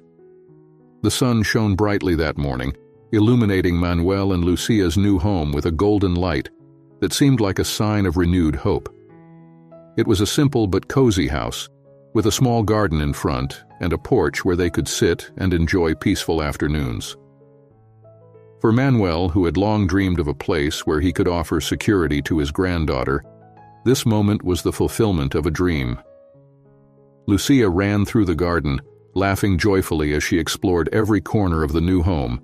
For her, everything there was new and exciting: the blooming flowers, the trees that offered shade, and especially the feeling of having a place she could finally call home. Manuel watched her with a smile on his face, feeling his heart warm as he saw her so happy. That same day, Don Javier and Elena showed up at the house to help Manuel and Lucia settle in. Elena brought a basket of fresh fruit and a plant in a beautiful pot, a symbol of growth and new life. Don Javier carried a small toolbox, ready to help with anything that needed adjusting or fixing in the house. "It looks like you two have settled in well," said Elena, smiling as she watched Lucia run through the garden. "Yes," Manuel replied, looking around with gratitude. "I can't believe we finally have a place like this. You two have been amazing, Elena. I can never repay what you've done for us." Elena shook her head, still smiling. "You've already repaid us, Manuel. What you brought to the restaurant, what you and Lucia mean to all of us, is more valuable than any material thing. You brought love and unity, and that is priceless." Don Javier, who had been fixing some things in the kitchen, walked into the living room and overheard the conversation. "It's true, Manuel. When you arrived at the restaurant, I had no idea how much it would change all of us.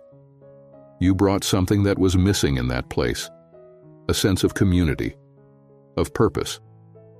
Manuel nodded, moved by Don Javier's words. "It was what you gave us that made this possible. The chance you gave me changed our lives, and for that, I will be forever grateful." Lucia ran up to Manuel, tugging at his hand. "Grandpa, come see. We have a tree in the garden. Can we make a swing on it?" Manuel laughed, letting himself be swept up by Lucia's joy. "Of course, dear. We can definitely make a swing." Don Javier looked at the tree Lucia was pointing to and smiled. "You know, Manuel, I think I have some boards and ropes that could work for that. Let's make that swing today." Together, Manuel, Don Javier, and Elena worked to build the swing on the tree, while Lucia watched with eyes shining with excitement. The work was quick, and soon the swing was ready. Lucia was the first to use it, laughing and swinging back and forth, feeling the wind on her face. As he watched Lucia play, Manuel felt a deep peace settle over him. Everything he had fought for, all the challenges he had faced, had finally paid off. He had found a home, a safe place for Lucia, and friends who had become a true family for them. "Elena, Don Javier," Manuel said, turning to them, "you have no idea what this means to us. I don't know what would have happened if it weren't for you." Elena smiled and placed her hand on Manuel's shoulder. "You'll always have us, Manuel. We're family now, and we'll keep looking out for each other, no matter what happens." Don Javier nodded in agreement. "You've found a home here, Manuel, and there will always be a place for both of you at El Paraíso. This is just the beginning of a new life for you." The sun began to set on the horizon, casting shades of orange and pink across the sky. Lucia kept swinging, laughing and calling for Manuel to push her higher. Manuel smiled, feeling the warmth of love and happiness around him. He joined his granddaughter, pushing the swing while she laughed and shouted with joy. Elena and Don Javier watched, satisfied and moved as they saw how Manuel and Lucia's lives had improved. And so, as the day turned into night, Manuel and Lucia finally found the peace and security they had longed for. They had overcome hardships, built new friendships, and, most importantly, found a home where they could start anew. The restaurant El Paraíso would continue to be a special place for them, a symbol of hope, love, and second chances. Manuel knew that the journey would continue, but for the first time in a long while, he was ready to face the future with confidence and gratitude. After all, he knew that with the support of his new family, he and Lucia could overcome any challenge life might bring. If this story touched you, subscribe to the channel and turn on notifications so you don't miss anything. Share with your friends and check out the next video appearing on the screen. You'll love it. Parents refused to help with my college. Now they expect me to loan them money. All right, here goes nothing. So my name's Kevin, I'm 32, and I work as a mechanic. It's not a fancy job, but it pays the bills, and I actually enjoy it. You get to see stuff getting fixed, and I like the feeling of solving a problem. Plus, owning my own little garage now means I don't have to answer to some clueless manager. Anyway, that's not the point here. The point is, my family is kind of a mess, and my sister Amy is a huge part of that. Let me give you a bit of background. Growing up, my family wasn't poor, but we weren't well off either. My mom, Janice, worked at a local diner, and my dad, Rick, is a truck driver. Nothing glamorous. They worked hard, but there was never a ton of extra cash lying around.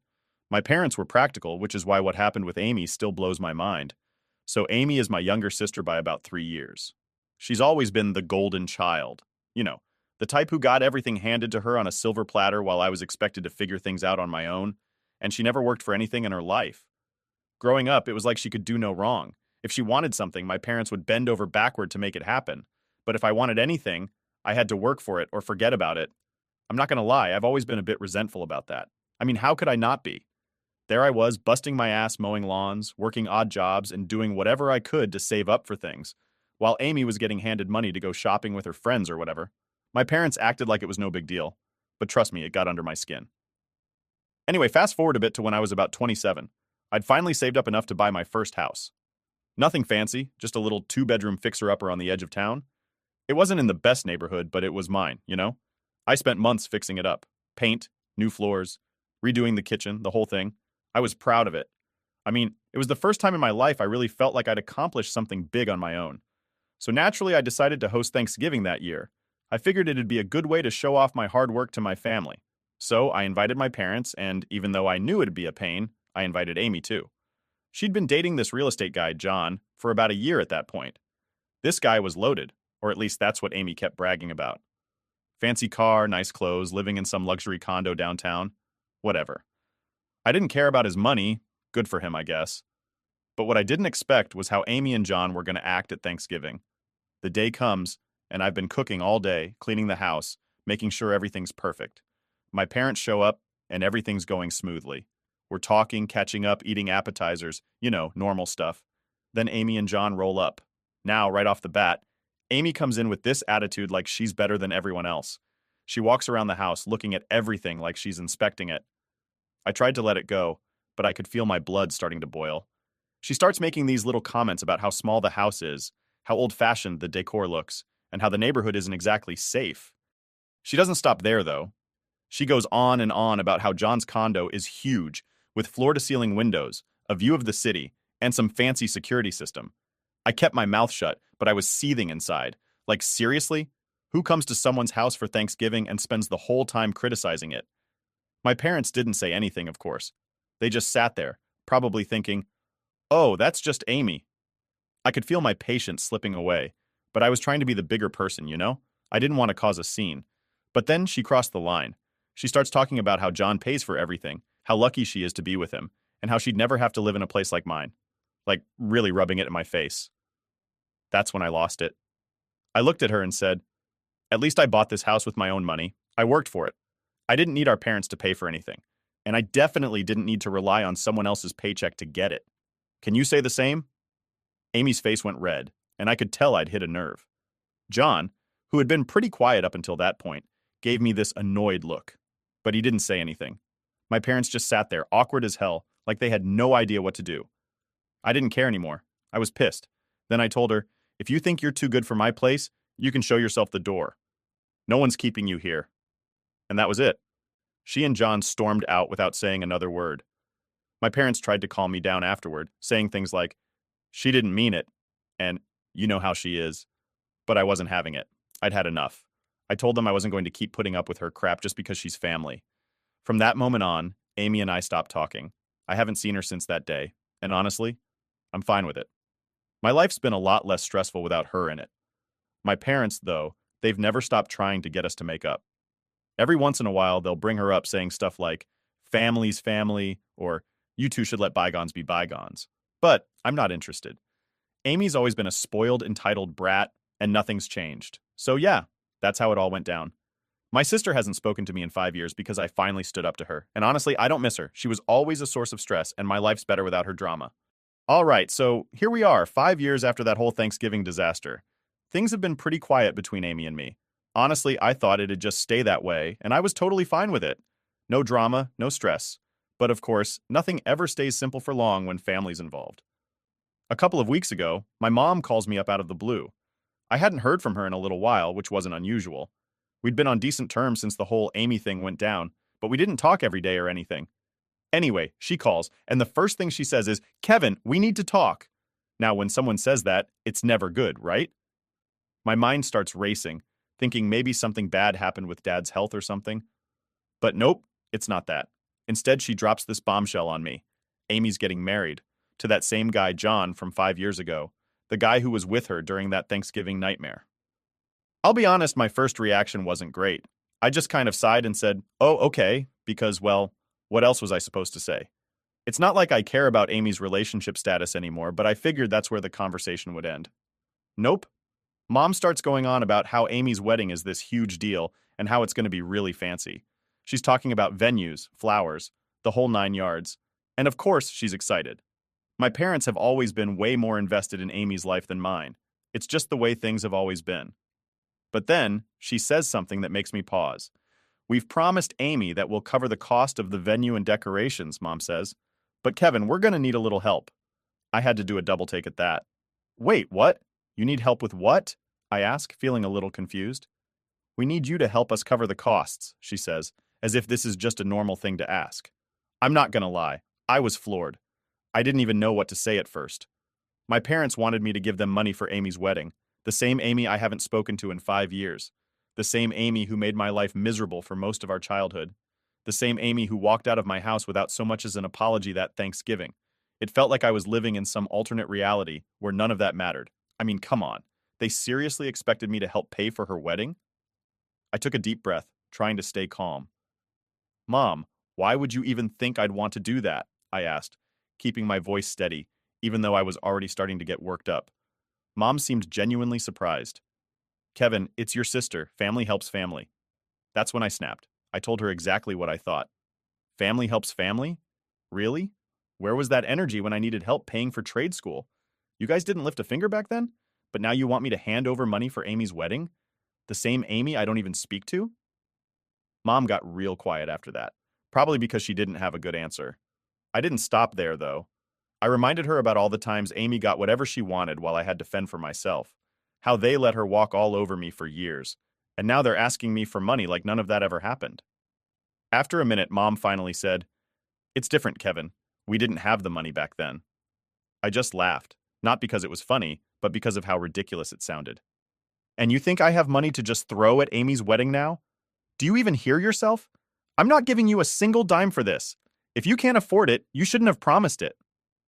Mom got defensive after that, saying they didn't want Amy to feel like they couldn't support her, especially in front of John's wealthy family. Apparently, they've been trying to keep up with his parents, who are loaded and throwing money at the wedding left and right. My parents wanted to contribute so they didn't look like they were falling behind. It was all just so shallow. I mean, who cares if John's family has more money? It doesn't change the fact that Amy's spoiled and entitled. But my parents were so wrapped up in this image they wanted to present that they were willing to beg me for money just to keep up appearances. I told Mom I wasn't going to help, that it wasn't my responsibility, and I didn't even care about the wedding. She tried to guilt trip me, saying how this was a once-in-a-lifetime event, and how it would mean a lot to the family if I pitched in. But I wasn't budging. I told her straight up that she needed to figure this out without me. She sounded disappointed, but I wasn't backing down. We ended the call on a pretty awkward note, with her telling me she'd talk to Dad and figure out another way. The whole thing just left me feeling drained.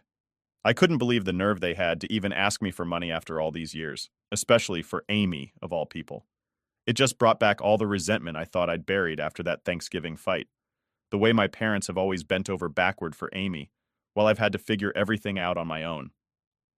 It's like nothing's changed. Over the next few days, I tried to forget about it, but it kept eating at me. Part of me wondered if I'd overreacted. I mean, it was my parents asking for help, and I've always been the kind of person who tries to do right by them, even when they frustrate me. But this felt different. It felt like they were crossing a line. I was still stewing over the whole thing when my dad called me a week later. Now my dad doesn't usually call unless it's something important, so I picked up right away. He cut straight to the point. "Your mom told me you won't help with Amy's wedding," he said. "No hello, no small talk, just straight into it." "Yeah, that's right," I said, feeling my stomach tighten. I could already tell this conversation wasn't going to go well. Dad let out a long sigh. "Kevin, we really need you to help us out here. We've already committed to paying for part of it, and now we're stuck. If we don't come through, it's going to look bad." There it was again, this obsession with how things looked. It wasn't even about Amy anymore. It was about saving face in front of John's family. I could feel the anger bubbling up again. "Look, Dad," I said, trying to stay calm. I'm not responsible for the promises you made. If you can't afford it, then you shouldn't have offered to pay. I'm not going to bail you out. Dad didn't like that. He started going on about how families should stick together and how they've always done their best for us. But the more he talked, the more I realized something. They weren't asking for my help because they needed it. They were asking because they expected it, like it was my duty to clean up their mess. So I cut him off. I'm sorry, Dad, but I'm not doing it. You'll have to figure something else out. And that was it. The conversation ended on a sour note, just like the one with my mom. They weren't happy with me, but for once I didn't feel guilty. I'd spent my whole life trying to keep the peace, but this time I wasn't going to let them push me around. All right, so after that conversation with my dad, I thought things would settle down. I'd made my stance pretty clear, and I figured they'd just leave it alone. I mean, what else could they do, right? But of course, that's not how my family works. It never is. A few days later, I get this message from my cousin Mark. Now, Mark's one of the few relatives I actually get along with. He's not into the whole drama thing, and we've always been on good terms. So when he texts me saying, "Hey, can we talk?" I figured it was something casual, maybe just catching up or whatever. But when we got on the phone, it was pretty clear that wasn't the case. "Kev, man, what's going on with your folks?" he asked, not even bothering with the usual small talk. "What do you mean?" I replied, already feeling a knot form in my stomach. I had a feeling I knew where this was headed, but I wasn't about to jump to conclusions. Mark sighed. "I just talked to your mom, and she was like, really upset. She said something about how you refused to help with Amy's wedding, and now the whole family's talking about it." And there it was. The thing I'd been dreading. I didn't think my parents would actually start spreading this around to the rest of the family, but I guess I shouldn't have been surprised. They'd done it before, especially when they wanted to paint themselves as the victims. This was just their style. Go around telling everyone their version of the story, leaving out all the important details that might make people see things differently. I tried to stay calm as I explained the situation to Mark. Yeah, they asked me to help pay for the wedding, and I told them no. I mean, I don't even talk to Amy, so why would I shell out money for her big day? It doesn't make sense. Mark listened quietly, and when I finished, he just said, "Man, I get it, I really do. But you know how your parents are. They're making it sound like you're the one causing problems, and now the whole family's talking about it. It's getting kind of messy." That's when it hit me. This wasn't just about my parents and me anymore. They dragged the entire family into this, and now I was being painted as the bad guy. I could feel the frustration bubbling up, but I didn't want to take it out on Mark. He wasn't the one stirring the pot, he was just giving me a heads up. "Great," I muttered, rubbing my temples. "So now everyone thinks I'm some selfish jerk, huh?" Mark hesitated for a second before answering. "Well, yeah, kinda. But it's not like people know the whole story, Kev. They're only hearing what your folks are saying. And you know how they like to spin things." I laughed bitterly. "Yeah, I know exactly how they like to spin things." After I got off the phone with Mark, I was pissed. I mean, it's one thing to have a disagreement with your parents, but to have them go around telling everyone in the family, twisting the story to make you look bad, that's a whole new level of low. I wasn't about to sit back and let them trash my name without setting the record straight. So I did something I wasn't sure I'd regret or not. I sent out a group text to the family. You know, the kind of message you think twice about before hitting send, but still do it anyway because you're just that fed up. Yeah, that kind. It wasn't anything crazy, but I laid out the situation as clearly as I could. "Hey, just wanted to clear some things up since I've heard a lot of talk going around. Yes, Mom and Dad asked me to help pay for Amy's wedding. No, I'm not helping. I haven't spoken to Amy in years, and it doesn't make sense for me to pay for something I'm not involved in. I didn't start this drama, but I'm not going to be guilt-tripped into doing something I'm not comfortable with. Thanks." Short, to the point, and hopefully enough to stop people from assuming the worst about me. I didn't expect anyone to respond, honestly. I just wanted to get my side out there before the gossip got any worse. But of course, things didn't exactly go the way I planned. Within minutes, my phone started blowing up. I got a text from my aunt, a call from my grandma, and even a message from some cousin I hadn't spoken to in years. Most of them were polite enough, asking if everything was okay or offering their support, which felt more like thinly veiled nosiness. But then there were the not-so-nice ones. My Uncle Gary, who's always been way too invested in family business, sent me this long-winded text about how family comes first and how I was being petty by holding on to old grudges. He went on about how Mom and Dad were only trying to do right by Amy and how I should help out for the sake of the family. It was infuriating, but I decided not to respond. Engaging with people like Gary would only make things worse. Then my mom called. I could hear it in her voice. She was pissed. "Kevin, what the hell is going on? Why are you sending messages to the whole family? Because, Mom, you've been going around telling everyone I'm refusing to help and making me look bad. I'm just clearing the air, I said, trying to keep my cool. I didn't say anything that wasn't true, she snapped back. You are refusing to help, and now everyone's upset because they don't understand why you're being so selfish. Selfish? You've got to be kidding me, Mom. I'm not paying for a wedding I'm not even involved in. That's not selfish. That's just common sense, I shot back. Mom huffed into the phone. You don't understand, Kevin.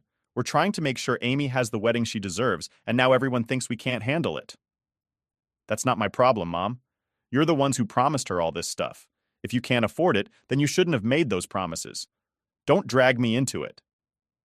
There was silence on the other end of the line, and for a moment, I thought maybe I'd finally gotten through to her.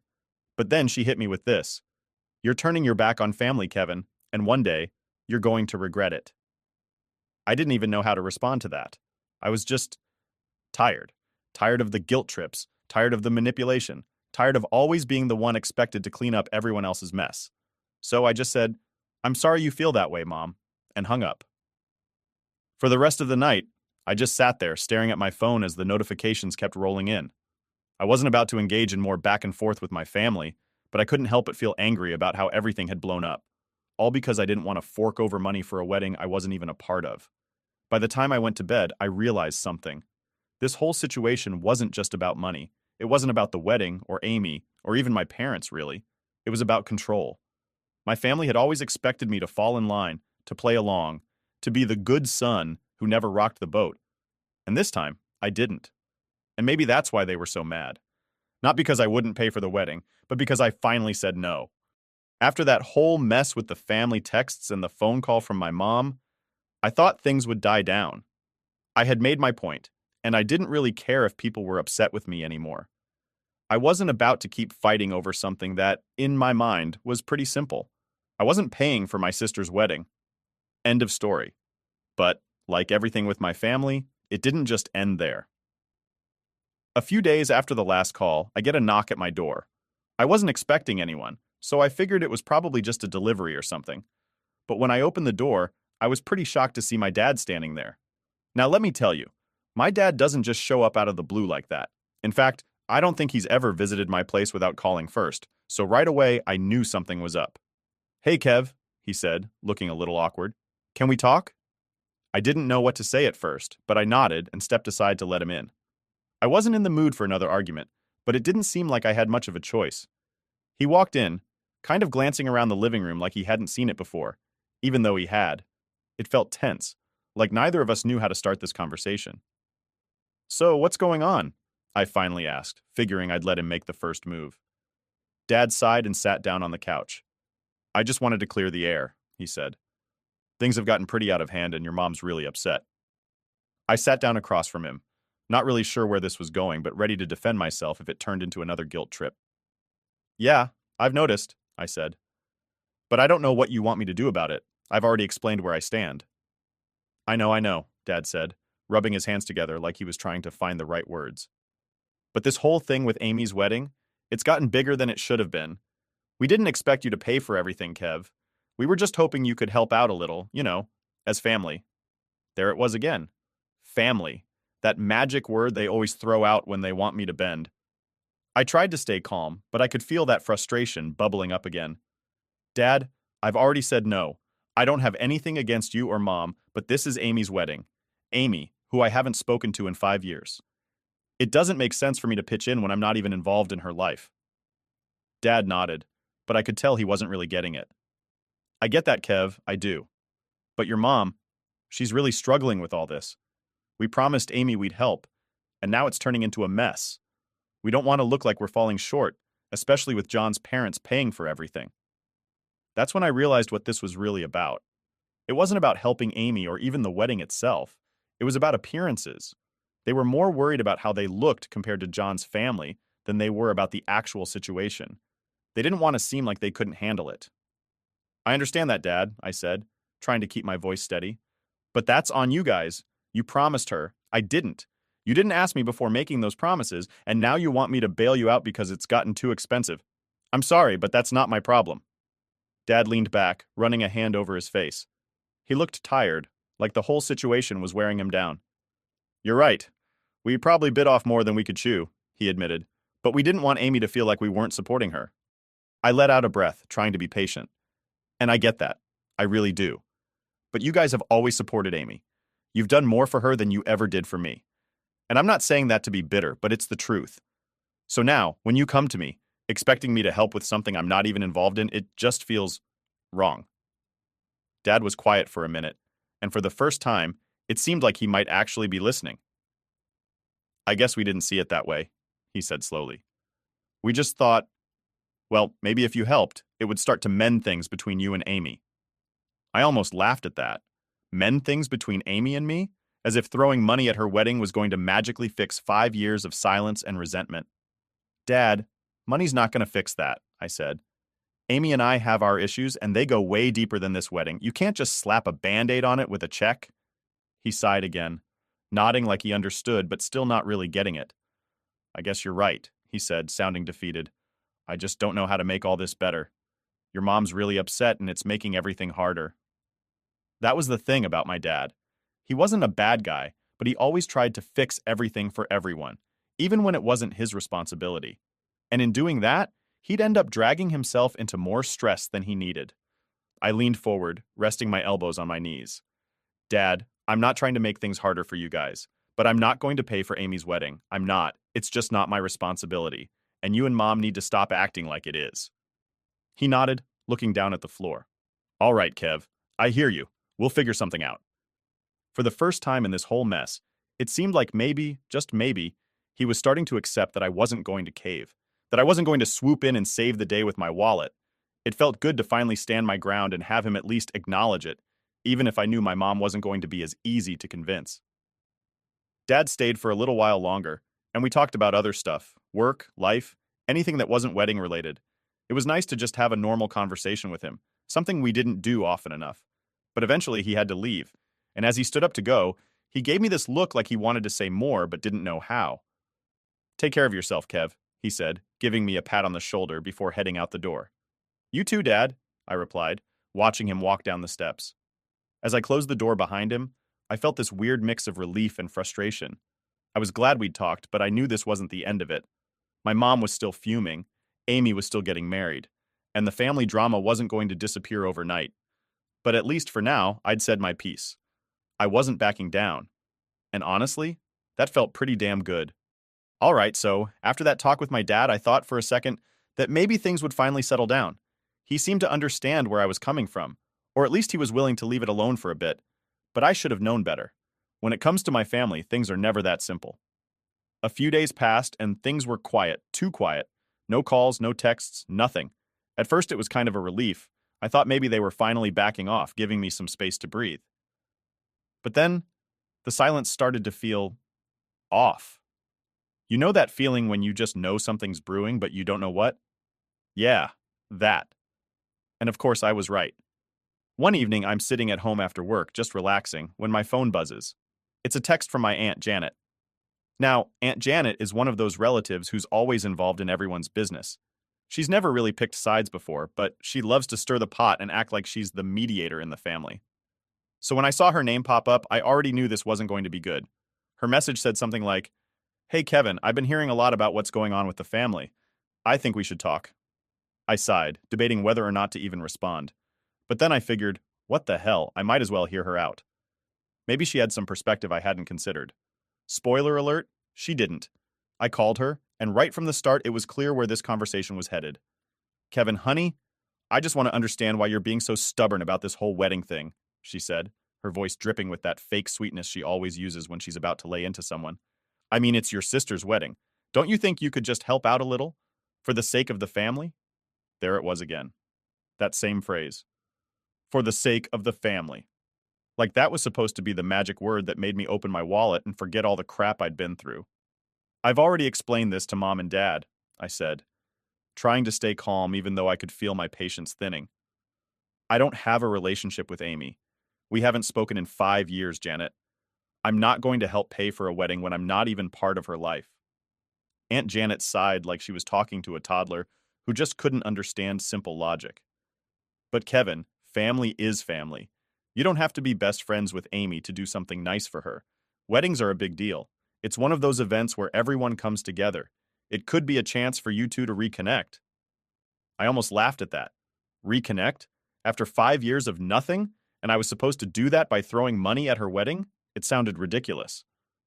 I'm sorry, but that's not going to happen, I said, keeping my voice steady. Amy and I aren't going to magically fix things just because I help pay for her wedding. It doesn't work like that. And I'm not going to pretend like everything's fine between us when it's not. Janet was quiet for a moment, and I thought maybe, just maybe, she was starting to get it. But then she hit me with, "You're being really selfish, Kevin."